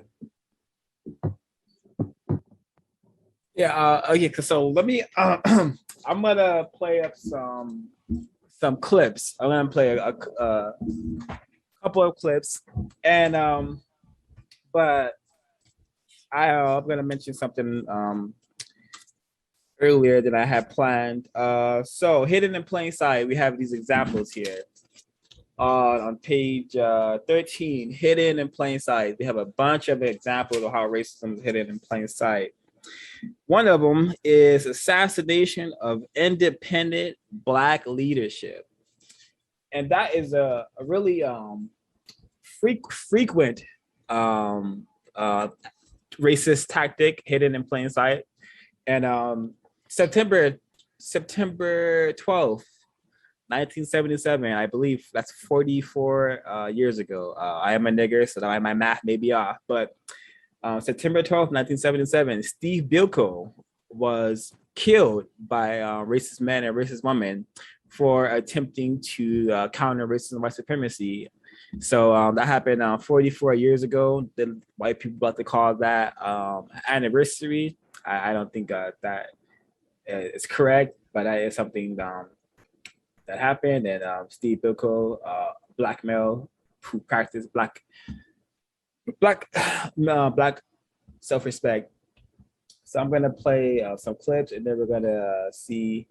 I'm sure that will get folks' brain computers flowing, and we're gonna decode the racism hidden in plain sight in these clips. But first, let's play. Let's play this one first. Give me a moment. But Steve Biko, I hope he managed to transition in peace, no longer having to deal with the insanity on this vile planet. So let's get it. Oh, I'll play this for folks who may not know about Steve Biko. It is better to die for an idea that will live than to live for an idea that will die. Steve Biko was laid to rest in the simplest of fashions, his coffin carried by donkey cart in September 1977. His funeral was attended by 20,000 people, including diplomats from 13 countries, his close friend Donald Woods, and members of opposition parties. More could have packed in had security police not set up a cordon around the town. Biko's short life of just 31 years was packed with political activism. There had been deaths in detention before, but the country and world were shocked that someone with a statue of Biko could have died in this fashion. He had been returning from a trip to Cape Town when he was arrested outside King Williamstown. His banning order had confined him to the town. The apartheid government viewed him as a threat as he had been involved in NewSAS as a student, SASO, the Black People's Convention, and the organization most identified with him, the Black Consciousness Movement. Black consciousness is an attitude of the mind and a way of life, the most positive call to emanate from the black world for a long time. Its essence is the realization by the black man of the need to rally together with his brothers around the cause of their oppression, the blackness of their skin, and to operate as a group to rid themselves of the shackles that bind them to perpetuate servitude. His message of black pride resonated with both South Africa's oppressed and others worldwide. But state brutality grew alongside this message. Biko was taken to Walmer Police Station in Port Elizabeth and then to the notorious security police officers in the Sanlam building. The PE police were apparently determined not to show Biko the respect they believe he enjoyed from King Williamstown Police. Despite an inquest and later testimony by officers at the TRC, there's never been clarity on what happened on the night of September the 6th. Biko was examined by doctors. One said he was shamming, another recommended he receive medical treatment, but later allowed him to be transferred to Pretoria, naked and manacled in the back of a van. The official version of his death was that he had died of hunger. His death on this day leaving the then Minister of Police, Jimmy Kruger, to say it left him cold. I'm going to be me as I am, and you can beat me or jail me or even kill me, but I'm not going to be what you want me to be. Imagine if that mentality was shared. Imagine if victims said that we know we're not going to be niggers. We're not going to be niggerized people any longer. We're not going to allow this system of incorrectness any longer. And you're going to have to kill us all or produce justice. But that's Steve Biko for you, black male self-respect. Would have been nice to see more black females in that crowd with the black males, because it takes more than a black male. It takes a counterpart, a black female as well, to solve this problem. But still, to share that. And that's just one example of the destruction of black leaders, incarceration of so-called black leaders, black males, black people who are trying to solve this problem or counter this problem. My bad. Quite good. I didn't see the full screen. I often don't pay attention to the Zoom chat. So next time, say it and I could do it. So yeah, folks like to comment on that before I play up the next one. Yeah, I was gonna say, I'm glad you said so-called black leadership, because it just puts me in mind of what Neely Fuller Jr. says about black leadership. There's really no such thing as a black leader in the system of racism, white supremacy, and I think that's proven right by the clip that you just played.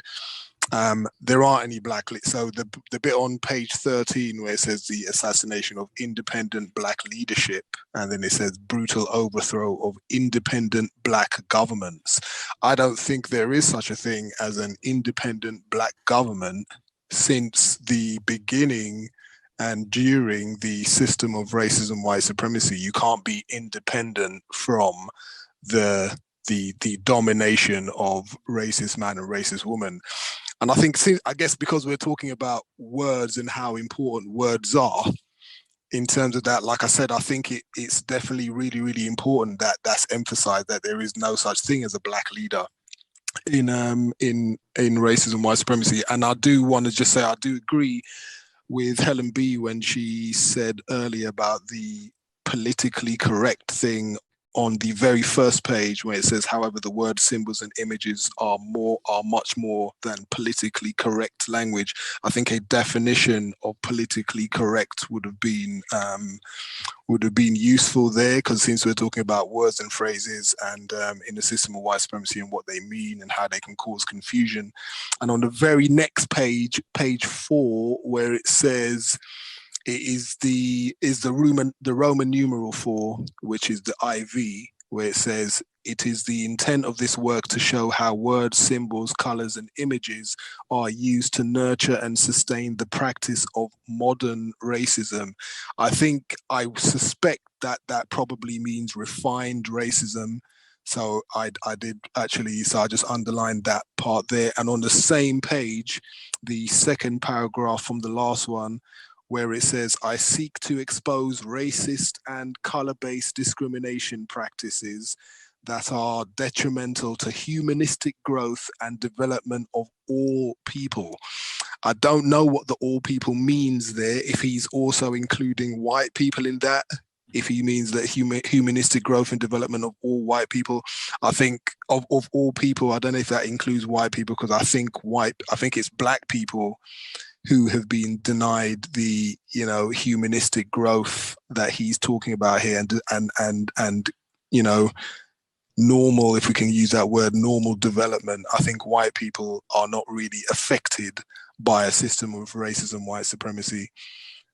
Not that I can see anyway, not that that's had a massive detrimental effect on white people. And also in the same paragraph, it says, "Those individuals or groups that wish to eliminate and correct racial injustice must support efforts to dismantle language communications that foster racism and white supremacy."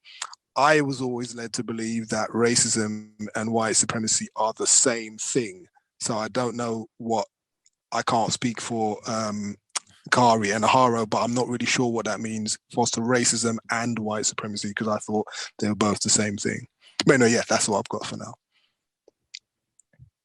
Yeah, very well said. Counter racists, attempted counter racists should understand racism, white supremacy, racism / white supremacy, racism equal white supremacy. They should understand that those two into being meaning the same thing. And one other thing. Oh no, go ahead, Mr. Sir. Before you play the next clip, I found the bit I wanted to read about the islands and overall just how white people dominate black people. Please do. So on page 8 it reads, "White domination is protected and hidden behind a veneer of black control. The most powerful forces on the islands are the financial, manufacturing, and tourist industries that are still white dominated and controlled. In order for black people to participate in the economic system, they must pretend that this control does not exist. They must go along with the fabrication and hide racism in plain sight to get the crumbs reserved for the black and other non-white people." I just wanted to read that because I think that's not only common in the Caribbeans. I suspect that's common all across the globe. Everywhere on planet Earth, you have non-white people who are supposedly in powerful positions when in fact they are, being showcased and have to take orders from the white people who pay them and who tell them what to do. And I'm always turned off when I hear people mention, "Oh, look at Jay-Z, he's a business mogul, he owns Tidal." I'm pretty sure he doesn't own Tidal. I'm pretty sure he has a small stake in the organization, while a bunch of white people profit off his name and off people thinking he owns it. And the same thing with how African nations are ran. I suspect them to be run by Westerners and not Africans. Thank you, Mr. Sir. That's very correct. Can I add something? I wanted to add to what Sir was saying. I guess that would maybe be a critique I may have, saying, imaging of the Caribbean islands, because I do think that that's like global. Because I know that if that's happening in the Caribbean, that's definitely happening in Africa. There's a castle in Africa that is, one of the top tourist destinations, I guess you could say. It's a castle. But when they're advertising the whole year of return, I mean, I don't remember if it was called Doorway of No Return at the castle. So it's definitely happening globally. I mean, if anybody ever gets a chance to go or has been there, you know, being in there, seeing how seeing the conditions. I don't know if this stuff. I imagine this stuff isn't being fabricated. You know, these so-called dungeons and churches. I mean, it's hard not to understand why we are letting the enemy call us buddy and stuff like that. So I think that would be a critique I have of that. Seeing these kind of places, these castles, and they're seen as like tourist destinations. I think that's absolutely racism in plain sight. Promoting those places as places to go see. Yeah, it seems like it kind of go both ways, but I think, you know, promoting that when white people see exactly what he's talking about in the book. It's like receiving two different images. You go there as a black person, it's like, wow, look at how my ancestors have been living. But a white person goes there and he hears about his so-called uncle or great grandpa and living in the castle uptown, able to pick down whoever he wants. Yeah, racism in plain sight. Yeah, that reminds me of the Delectable Negro and how Woodard is discussing his trip to the plantation and how the plantation tour guide, like, just putting those words together, plantation tour guide. We live in a system, we live in a society where white people love to visit and appreciate the good old days when they were able to own and victimize, sexualize non-white people, black people at their will, more access than they do these days, it seems. But they like to go to on these trips. So Woodard discusses his time at a plantation where the plantation tour guide is telling the guests that the slaves were well fed. And Woodard, being a black male practicing black self-respect, had done his studies, and he knew about that plantation, and actually that he knew about slave culture and plantation culture. He knew that it was more likely that those slaves who were working on that plantation were probably 99.9% of starved slaves, because it's more profitable for a plantation master, white supremacist, to overwork the slave and feed them crumbs. That's more profitable than, you know, overworking your slave and feeding them enough food. White people don't care about non-white people. They care about material gains. So the importance of, like, understanding racism and white supremacy, so that if you are at a place being called a dungeon and it's supposed to be some sort of like resort guide, why am I visiting a dungeon for vacation? It seems very incorrect, and that's because it is. And especially if you don't learn about the horrors that took place in these dungeons that people call resorts and that take a visit. It's really incorrect. The racism in plain sight. The 2000 Republican National Convention seems like not too long ago, where Joe Biden was able to convince victims of racism to vote for him, even after he said that if you ain't black, if you don't vote for me. That's just another example of racism hidden in plain sight. These next clips we're gonna be able to pick apart. Let's go over to Haiti, an area of the world that is consistently attacked and met with earthquakes, that I suspect are not naturally occurring. And remember, we just talked about, Brian mentioned, Smoky Diamond just mentioned that that the brutal overthrow of so-called independent Black governments. We just had the so-called leader of Haiti assassinated in front of his wife, so-called wife. But let's chime in, let's check in with Haiti to see how incorrect they still are doing, thanks to racist man and racist woman.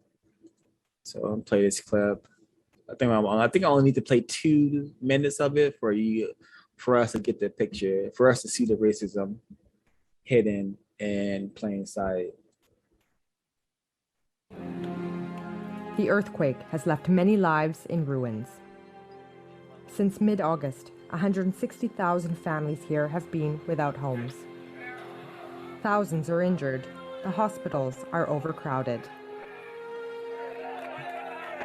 In the region of Les Cayes, southwestern Haiti, multitudes of people are in dire need of help, and not enough help is available.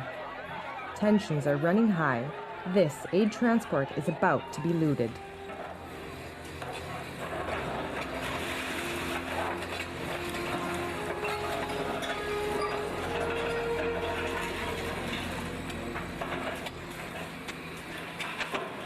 With rudimentary tools and their bare hands, a family removes the last remnants of their house.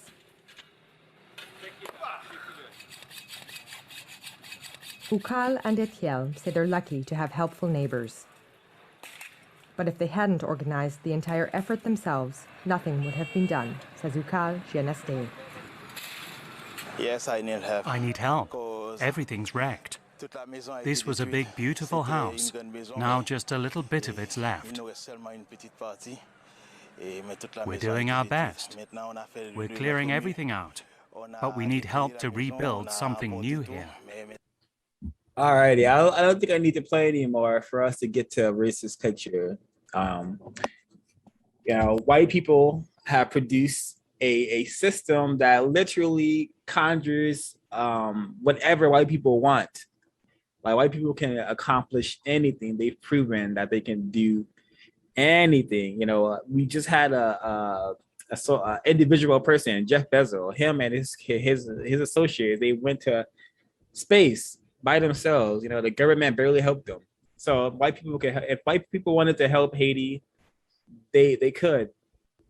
And the racism in plain sight I see here is Black people, the constant state of being in crisis. Remember that from the ISIS papers. Black people are always in a state of crisis, and the biggest crisis is being dominated, subjugated by system of racism and white supremacy, which produces the conditions that we see here in Haiti. But we see technology. We see a maintenance of low-grade technology. I think they need more than sledgehammers and hacksaws to recover from an earthquake. But the white supremacists have allowed them to only use what we saw here in the video. And it's really incorrect to always having to see armed victims of racism, armed people when people need help. Why do we have to see people walking around with assault rifles instead of, I don't know, more advanced tools and equipment that could help to clear up the damage caused by this earthquake over here in Haiti. And we see the famine. Actually, I'm gonna go to the next clip. I'm gonna go to the opening scenes were it was just despair and death, showing the hospitals being overcrowded. Can I be heard? Yeah, yep. Being overcrowded, what would seem like being overcrowded, just continuously showing those images. And every face is a Black one. Watching that, I can't help but feel ultimately pity. It's damn, like, Black people, why, like, you feel sadness because this is happening to Black people. And then at the same time, just anger, because once again, it's happening to Black people. And this will continuously continue to happen to us because of the existence of racism, white supremacy, and the white people that practice it. And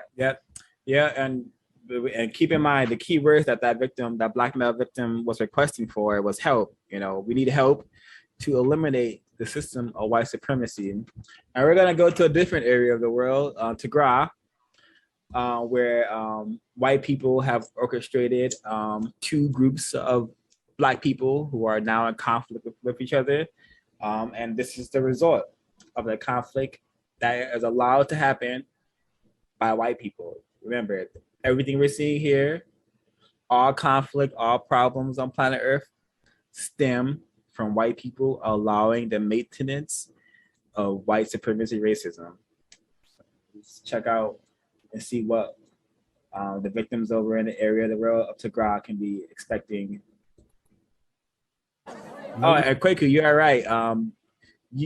Black people are very much deserving of pity, and you feeling pity is an indication that you have not been sabotaged in your thinking, because most people can see this stuff and not give two craps. Most people see Black people suffering, and this is what they expect to see. This is their normal. This is what they want to see. So Black people deserve pity, but we rarely get pity from anyone, which is another tragic travesty we are having to deal with. Onto the backs of camels among the last stocks of food aid in conflict-hit northern Ethiopia. The footage. And pay attention, you're gonna see a pink individual, and it's just this whole clip is very interesting. Released by the World Food Programme, reflects the severe humanitarian situation in Tigray, and it's people like mother of six Lete Mariam who are paying the price. I couldn't sleep at night or think straight in the day thinking about what to feed my kids. I still think about how to provide for my kids. Thousands have been killed and more than 2 million forced to flee their homes since the war broke out 10 months ago. Now the United Nations warns that a de facto blockade is bringing millions to the brink of famine. The WFP video was filmed at the end of August in northwestern Tigray. Sachin Tate is a WFP staff member in the area. We don't have any food stocks at the moment to plan with or to distribute. Whatever we have is currently being distributed or has already been distributed. More aid has since materialized. 100 trucks covering 3,500 metric tons of food and other supplies arrived on Sunday. But the WFP called that a drop in the ocean and says that 100 trucks need to be arriving every day to meet the needs of the population. A spokesperson for Prime Minister Abiy Ahmed has dismissed allegations that the Ethiopian government is blocking food aid. The UN has called on all parties to the conflict to allow the movement of supplies into the region. It says 5.2 million people, or 90% of Tigray's population, urgently needs humanitarian assistance. That includes 400,000 already facing famine conditions. The world body has also warned that the spread of fighting to the neighbouring Amhara and Afar regions has exacerbated the crisis, uprooting at least 300,000 more people and meaning another 1.7 million need food aid. Alrighty, so this is what's taking place in the area of the world of Tigray, and if you were with us when we did our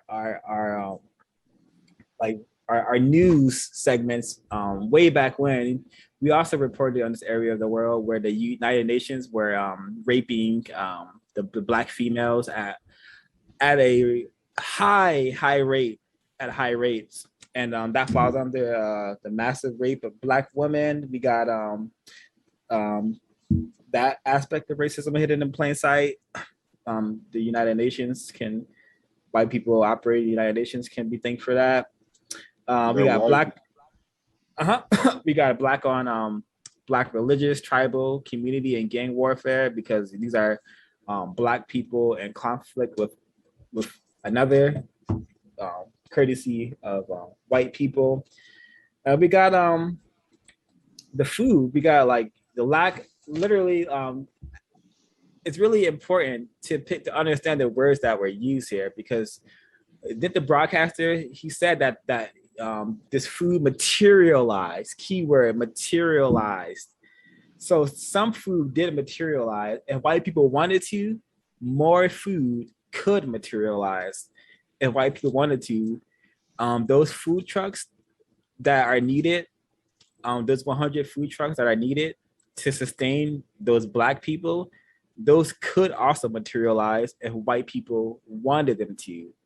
But white people do not care to help and to allow Black people to exist without massive suffering or without massive loss of life, loss of existence. So I'm sure there's more that other folks picked up, man. Racism hidden in plain sight, and what's going on in the clip I just showed. It's a 1/0. Yes, I was just pointing out that white male didn't experience he didn't seem to be experiencing any famine or hunger, and as he was talking about how the resources were exhausted, they showed the scene of these big empty warehouses, but when the cameras turn off, where does he go back to eat? Excellent observation and question. I thought the same thing. The mass starvation of millions of Black people. That is what it looks like could be happening over that area of the world. They said 2 million people facing famine. Famine is often been used as a euphemism for, that means a lot of people are going to starve to death, which is should never be the case on a planet with such an abundance of food. But white people, racist man, racist woman, do not care about non-white people. They care about their mistreatment and their domination. So billions of reasons to want to solve the problem. Non-white people, is up to us. White people are not going to help us until we get them to settle on our terms, which is produce justice or kill us all. Yeah, I wanted to add two things that I saw first in the video were that how dark everyone was, and then the second thing was that there weren't really any Black males walking around either. A lot of it was women with children. So definitely racism in plain sight. I think once again the death despair is seen, and I it was just so painfully and hopelessly, powerlessly honest, seeing that white male, that white racist suspect there to manage the food for them. I don't understand why, first off, there has to be a white person there managing the food for the people. I imagine if you gave them the food, they could do with it themselves. But more importantly, he was there to deliver the message, just basically saying these people are going to die. These people are going to they are going to suffer, and they're going to continue suffering. One thing about them being dark skinned as well, I know he said it was northern Ethiopia. From what I've seen in the past about the war, I believe it's pronounced Tigray, but I think it's between Ethiopia and Eritrea. I could be incorrect, but oftentimes when you see Ethiopia or think of what's projected in the media is light-skinned people.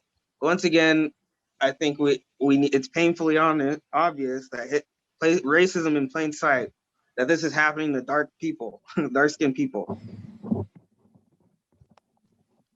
I'd say that was an excellent choice of clips there, or should I say constructive choice of clips there from 0526, I'd just like to say, and I think that starkly illustrates the on page 13 where it says the overthrow of independent black governments, and I think that's why I underlined that part there in the book there where it says independent black governments. I do have a problem with that little statement there, like I illustrated before, and I think those clips that you showed there illustrate that starkly, right? There are no such things as independent Black governments because they're not independent from the system of racism, white supremacy. They're not independent from the influence, the deception, or the violence of that system of white supremacy. So, usually, like what Ray was saying earlier, which I agree with as well, where he was talking about like how white supremacists have those ironic names for us, like boss, etc. They know that we're not the boss of anything. And like in the Caribbean islands, etc., they have, when we appear that we're independent nations or etc., we have these places, these countries that are run by Black people. They just appear to be. I mean, in Jamaica and Barbados, for example, there's a massive sex tourism industry there where white women routinely go over to Jamaica and the rest of the Caribbean islands for sex tourism, where they pay Black men a couple of pounds here and there or whatever, or a couple of dollars here and there to sleep with them, and then they run back to wherever they come from and stuff like that, to wherever part of Europe they come from. Yep, sexual tourism. I think that's what a code word they use for that, for those behaviors. Really, so yeah, I think I wish I could beam, like, just the cosmic responsibility of us, of non-white people, to solve this problem into all victims' minds. That would be possibly constructive in getting us, thinking about the problem, because this is not gonna stop. Tigray, Haiti, these are just two areas of the world. This is happening throughout the planet, Black people. I have a couple of more clips. This is the last one I'm gonna play. We're taking it, bringing it here, northwestern hemisphere, San Francisco. Still racism hidden in plain sight, but you really have to know what you're listening to, and what kind of where we're living in to kind of even get. Like, the average person would think this is a very boring clip, and why are they putting this on the news? But we're gonna listen to about 2 minutes of this one, and then that will be all the clips for today.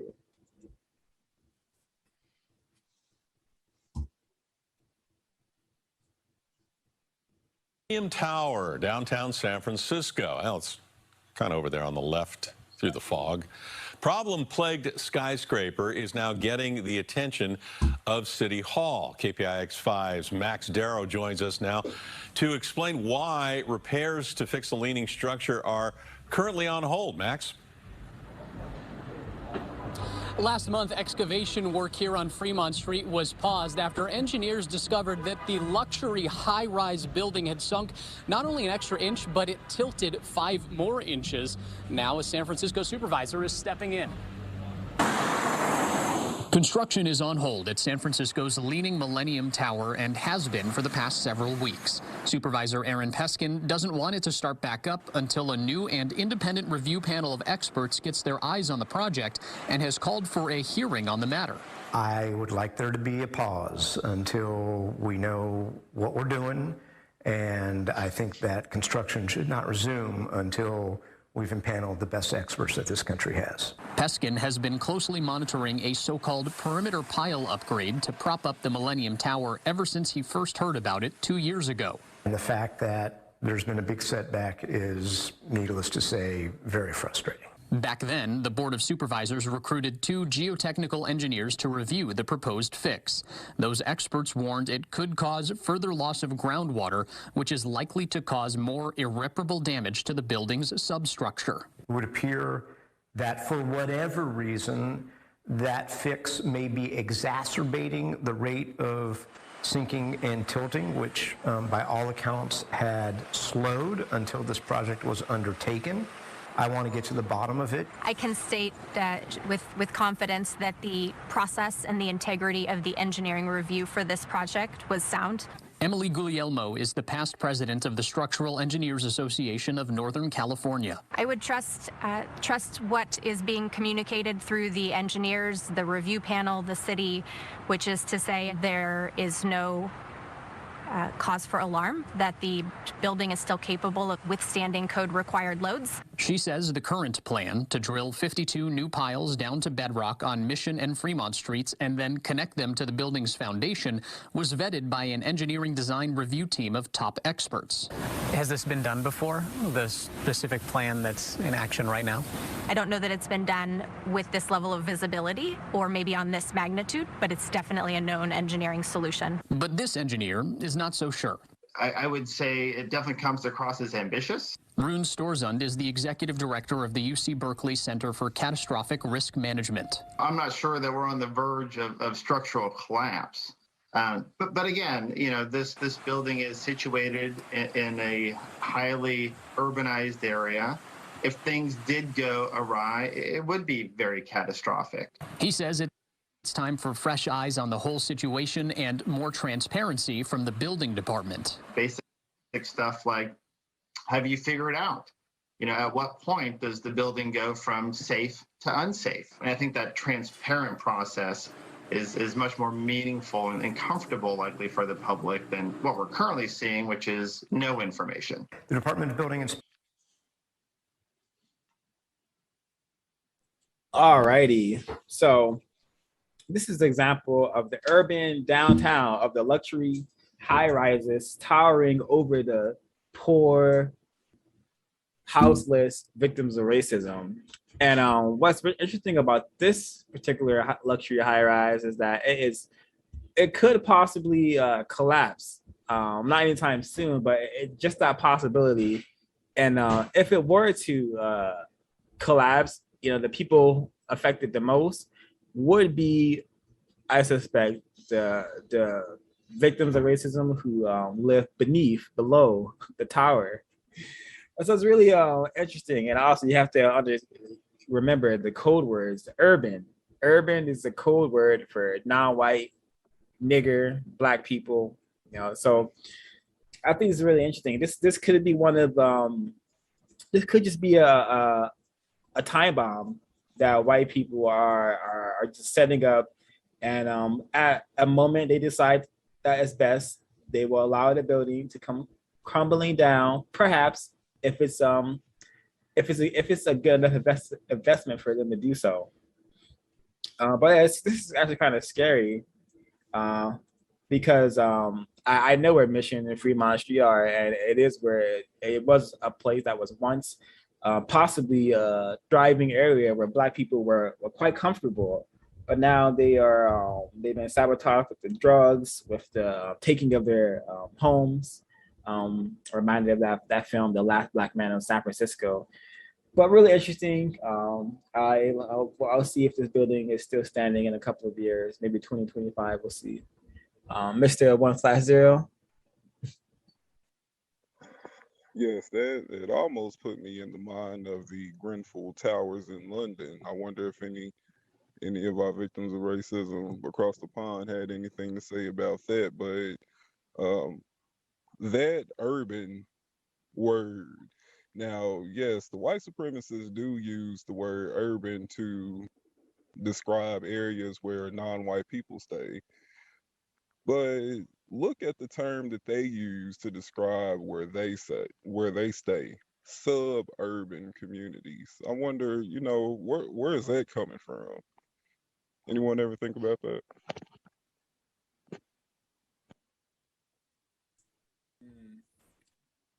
Actually, because sub doesn't that mean beneath, below the urban? So yeah, it should be high urban. Yeah, by their own admission, they stay in suburban communities. You know what I'm saying? Maybe it's, you know, a bit of that unconscious psyche peeking through. Yes, possibly. We could spend all day decoding and finding examples of racism hidden in plain sight, and also discussing the words and images that white people have used and still use to maintain the system.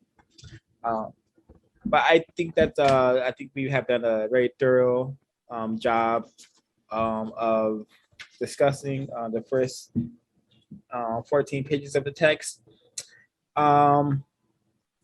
There's still many. Sorry, I'd like to just make a quick comment on the suburban. Oh, Isn't please it do. like Please do.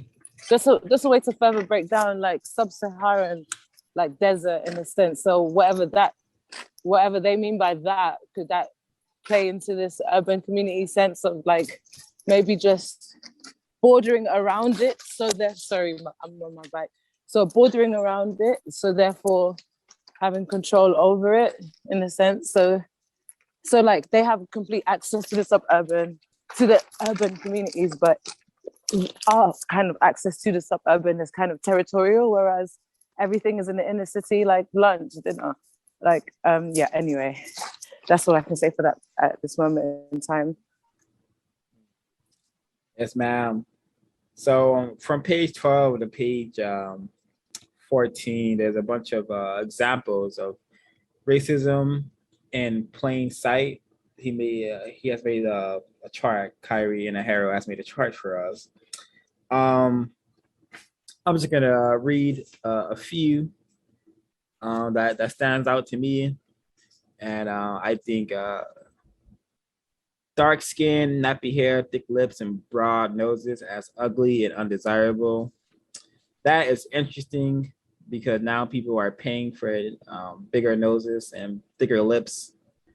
So that's really interesting how they have sabotaged the Black mentality to hate itself, and then the white people go out and pay the white, and the non-white, non-Black people go out and pay to look like Black people. It's really bizarre, incorrect, but should be expected if you understand the insane system we are occupying within.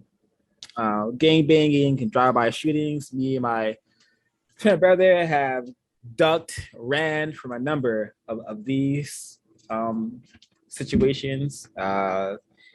It used to be so normalized in my existence that I thought it was just a part of being a Negro. You know, it's just what we do. How are you a Black person and you haven't ran from gunfire? It doesn't make sense to me. The welfare state dependency, you know, all Black people are dependent on white people, which is kind of ironic because the biggest recipients of welfare is racist men and racist women. The whole system of white supremacy is welfare for them 24/7. Clothing, this part, I'm often reminded that like back in the day when I used to see documentary on the continent of so-called Africa, I would always see like poor Black people wearing like Adidas shirts, Tupac shirts. I would wonder how do they get these clothes? You know, how do they get these clothes? They're not even from there. But now, I'm reminded. I've learned that everything that we have is literally allowed for us to own, and most likely 9 times out of 10, some way, shape, or form came from some white institution, facility, organization. Continuization. This is my last one I'm gonna read. I do encourage all victims to buy this book.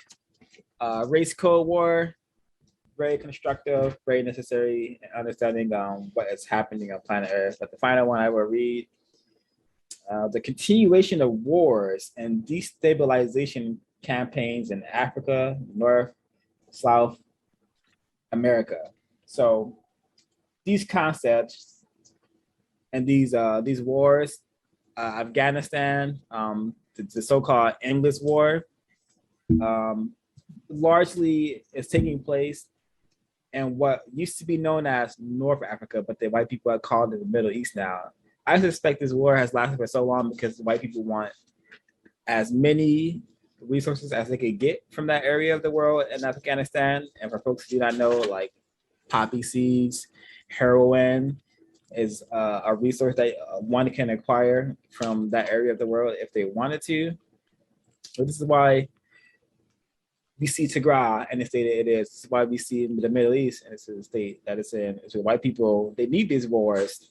And who here is aware that when the white people invaded Iraq and Afghanistan, that it only took them about, I think, 20 days or a couple of weeks to eliminate Al Qaeda, and then the people that they allowed to be in charge in the Middle East, they wanted to surrender, and and when there's a war, the people who are doing the war, they usually have negotiations after a party surrenders and the war ends. But this time, white people said, no, we understand that we have defeated you, but we're not going to negotiate with you. We're just going to keep doing what we're doing. And what they were doing was killing them endlessly, killing Afghanistan males and females, raping them, destroying their infrastructure to the point where they went from having working electrical grids, like working homes and sustainable homes and whatnot, to literally living like the Stone Age days. So white people are super serious, super serious about this race code war, and black people, non-white people are very silly. So we got to change our thought, speech, and behavior. We have so many scholars who have given us the materials. We just need to use it. That's my final comment, closing comment. I'll let folks share theirs.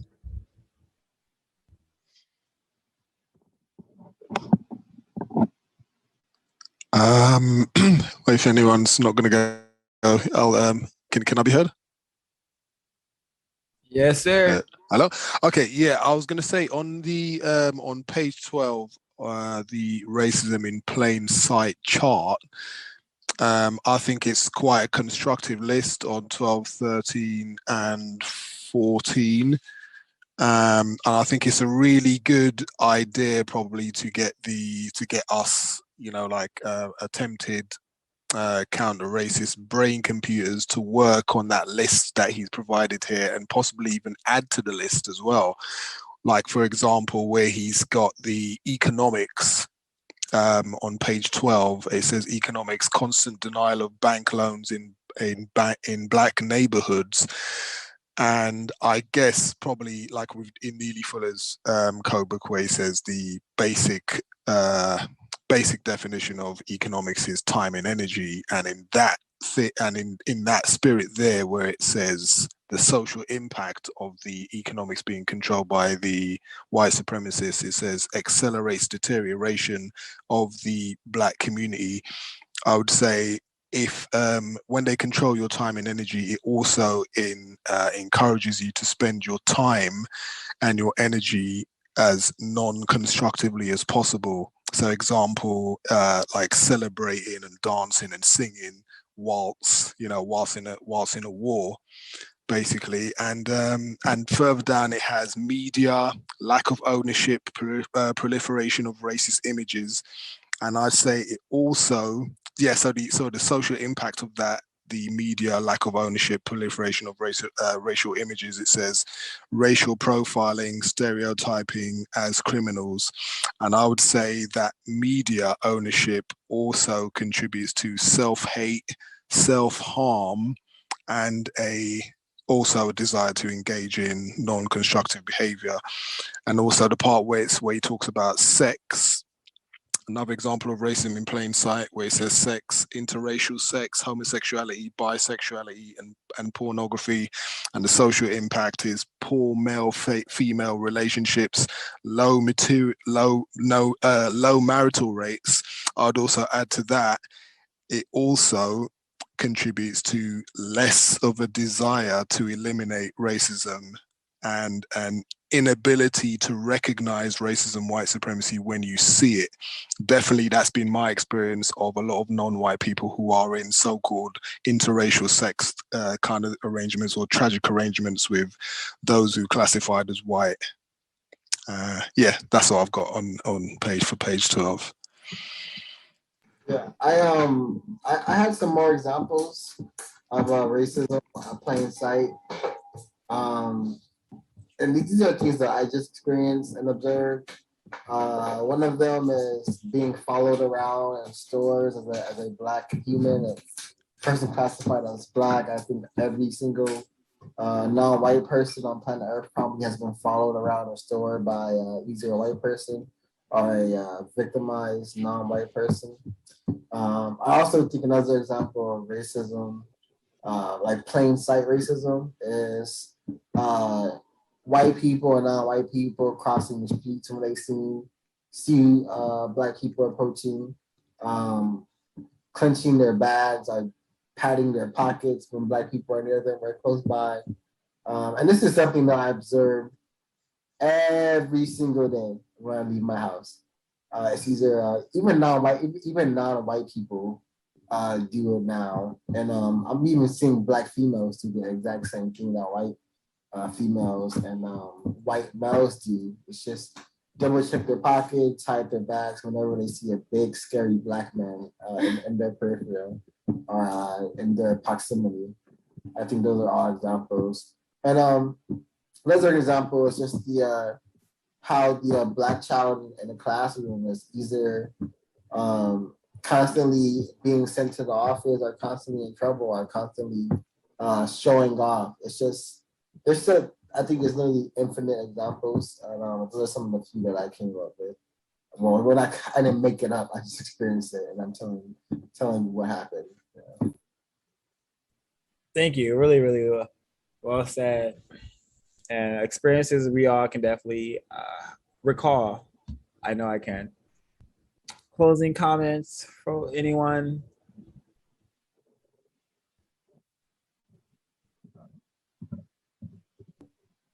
Hi, this is Mai's talk. I'm going to be speaking through certs until I can load up my computer. I just arrived home. I'm catching up on some of my notes.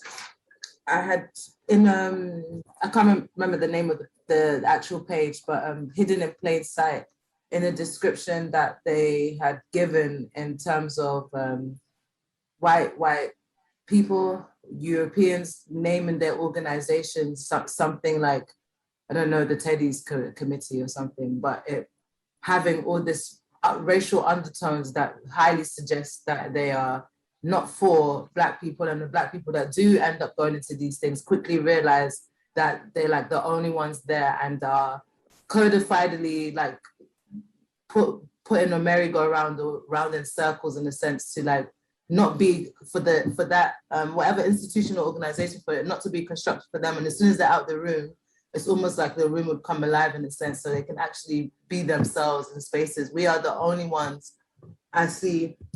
If you name our organizations, some like this organization is for Black profits, or this organization is for Black only, or this, I don't know, FUBU, this one's for us. In a sense, like we have this very upfront nature about us that really shows the kind of character and culture that we have. Whereas white supremacy has a lot, by looking at the way that they codify and name their organizations and just put something strategic there, like you need to be part of the British Psychological Society, which is a classist method of removing authority or removing some form of validation to whatever you have to offer, what you can bring, because it'll be really hard to get into these kind of societies, or it requires a level of white presenting or white academia for you to present or to show that you have a heavy conditioning and to be accepted into these societies. And you find that the Black people in these institutions or societies are very much, they seem tired, irritable, and frustrated, and they are the scapegoats or the officers in charge of the other Black people who come around. You see it in stores that are predominantly white and there's only one Black person. They are usually overworked, frustrated, tired, and the angry one. And then the European co-worker will come in and act as if they're calm and will call in the situation where it's very clear that Black person is under a lot, that victimized person of color is under a lot of pressure. So that's my commentary that I got from hidden in plain sight. On page 12, I thought it would be a very good exercise, as I believe the one with the images of smoke and damages had said, sorry not to say your name, but had mentioned earlier, where just adding in, I thought it would be a good exercise if we had go through each of us just name an area in which they've stated evidence of racism in plain sight and the social impacts, and then just see as an exercise what extra social ways can we come up with or observe that it's impacted us socially, psychosocially, economically. And I'll start. So politics, and the statement is no real representation or control of political finances. And the social impact is maintenance of political powerlessness. I believe another social impact is the normalizing of it being okay to not be aware of political, the importance of what's going on politically, like the language in which they use in the media is very much, it's labeled, it's stated in a way that it's not meant to cause any attraction of anybody, that's any youth. It's not meant to, you'd never see an association with like hip hop music, and the point I'm trying to drive at is there is a very big normalization. The social impact is that there's a very big normalization of not being aware, and classified of actual academia, like intelligence can be used for, like, I don't know, creating technology, and you can be praised if you can come up with the newest, I don't know, iPhone gizmo, but you will be, making social commentary on political standpoints and your own political standpoints and what you do for your community is very, not to say taboo, but it's media has designed it to be only a certain type of person will care about that. And if you are too far to the left, or you're too obvious about your own racial standings and your own political standpoint, you can almost be a conspiracy theorist in a sense. So yeah, I'd leave it at that. I just thought it'd be a good exercise to do amongst ourselves. Thank you, Miss Nebula, for sharing your words. If folks would like to answer Ms. Nebula's question or share a closing comment, feel free to do so. For my closing comment, I just wanted to say, can I be heard? Yep. Okay. The whole list on page 13 is just kind of the evidence that is needed. I think that's even stated in the subheading of it. This is how racism is being practiced, that the white people allow to happen on the globe. So white people saying that they're ignorant or unaware of it, there's just no way possible. There's no way possible that white people are ignorant of this kind of activity going on this grand of scale on the planet. So I'm just gonna end it there. That's my closing comment. Appreciate it. I'm gonna answer Mary's question really quick. I'm gonna try to be brief.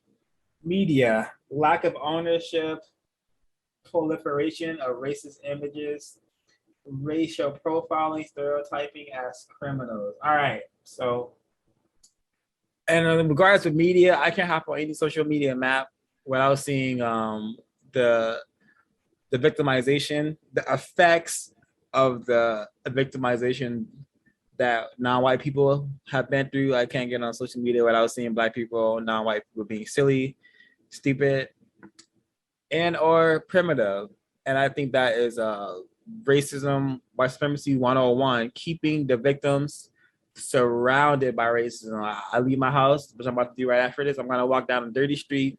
I'm gonna see incorrect things. I'm gonna see homeless people at this store I'm going to. So, and I think that's a part of media too, because it's in my face. It's there. But that's it. That's it for me. I done my closing comment, and that's the question. Folks, other people have to chime in. Please go ahead. This has been a constructive business meeting, and I appreciate everyone offering their own VGQ. And let's get this problem handled expeditiously. I look forward to the next meeting. I think another example of racism in plain sight is just how non-white people live. How often you'll find that a lot of non-white people have to share one house. There'll probably be like several generations of one family living in the same house. That's racism in plain sight. And then people take pride in it, and they'll say, "Oh, we can fit 15 people in one car. Like we got 20 people in one apartment." Racism in plain sight, definitely racism in plain sight. And also, some non-white people just live in very, very deplorable positions and environments where their housing could be quite infested / dirty with creepy callers. And closing comments, very great meeting. I really enjoyed this book, and I can't wait for the next one.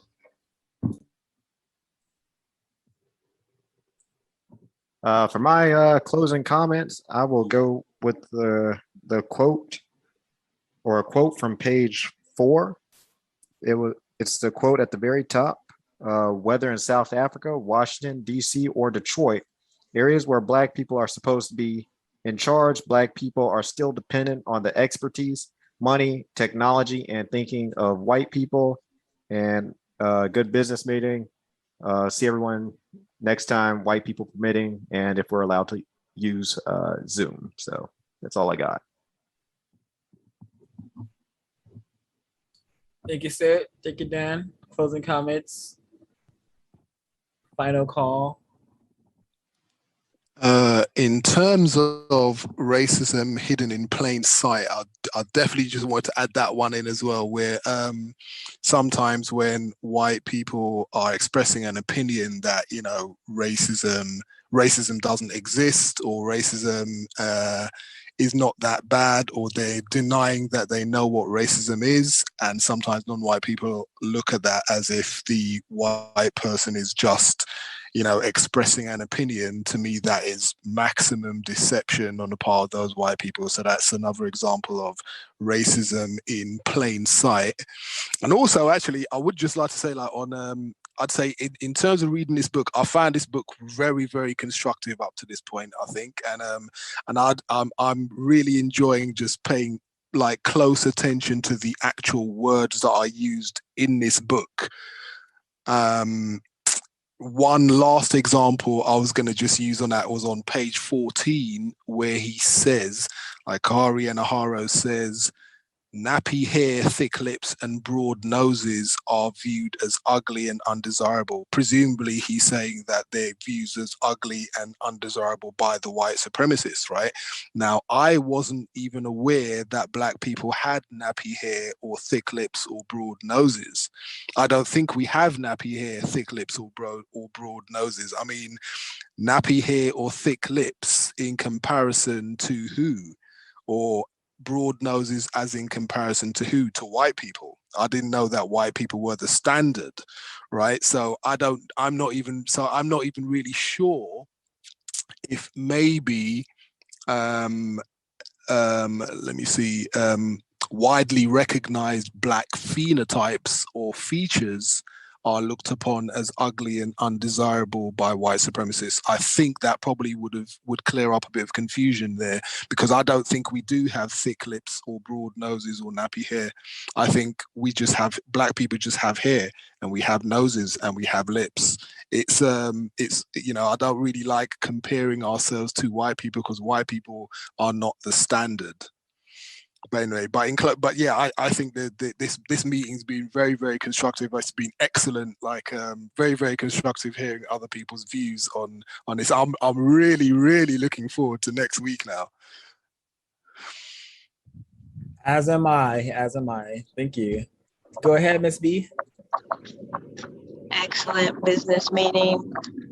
Gave me lots to think about, and I'm enjoying learning a lot from other people's perspective, etc. And can't wait till next week. Alrighty, I thank everyone for being here, and I'm gonna end it there. Thanks to folks from the YouTube for participating with your eyes. Like and subscribe if you haven't. Get to the algorithm to help us get more victims to get less confused. That's all.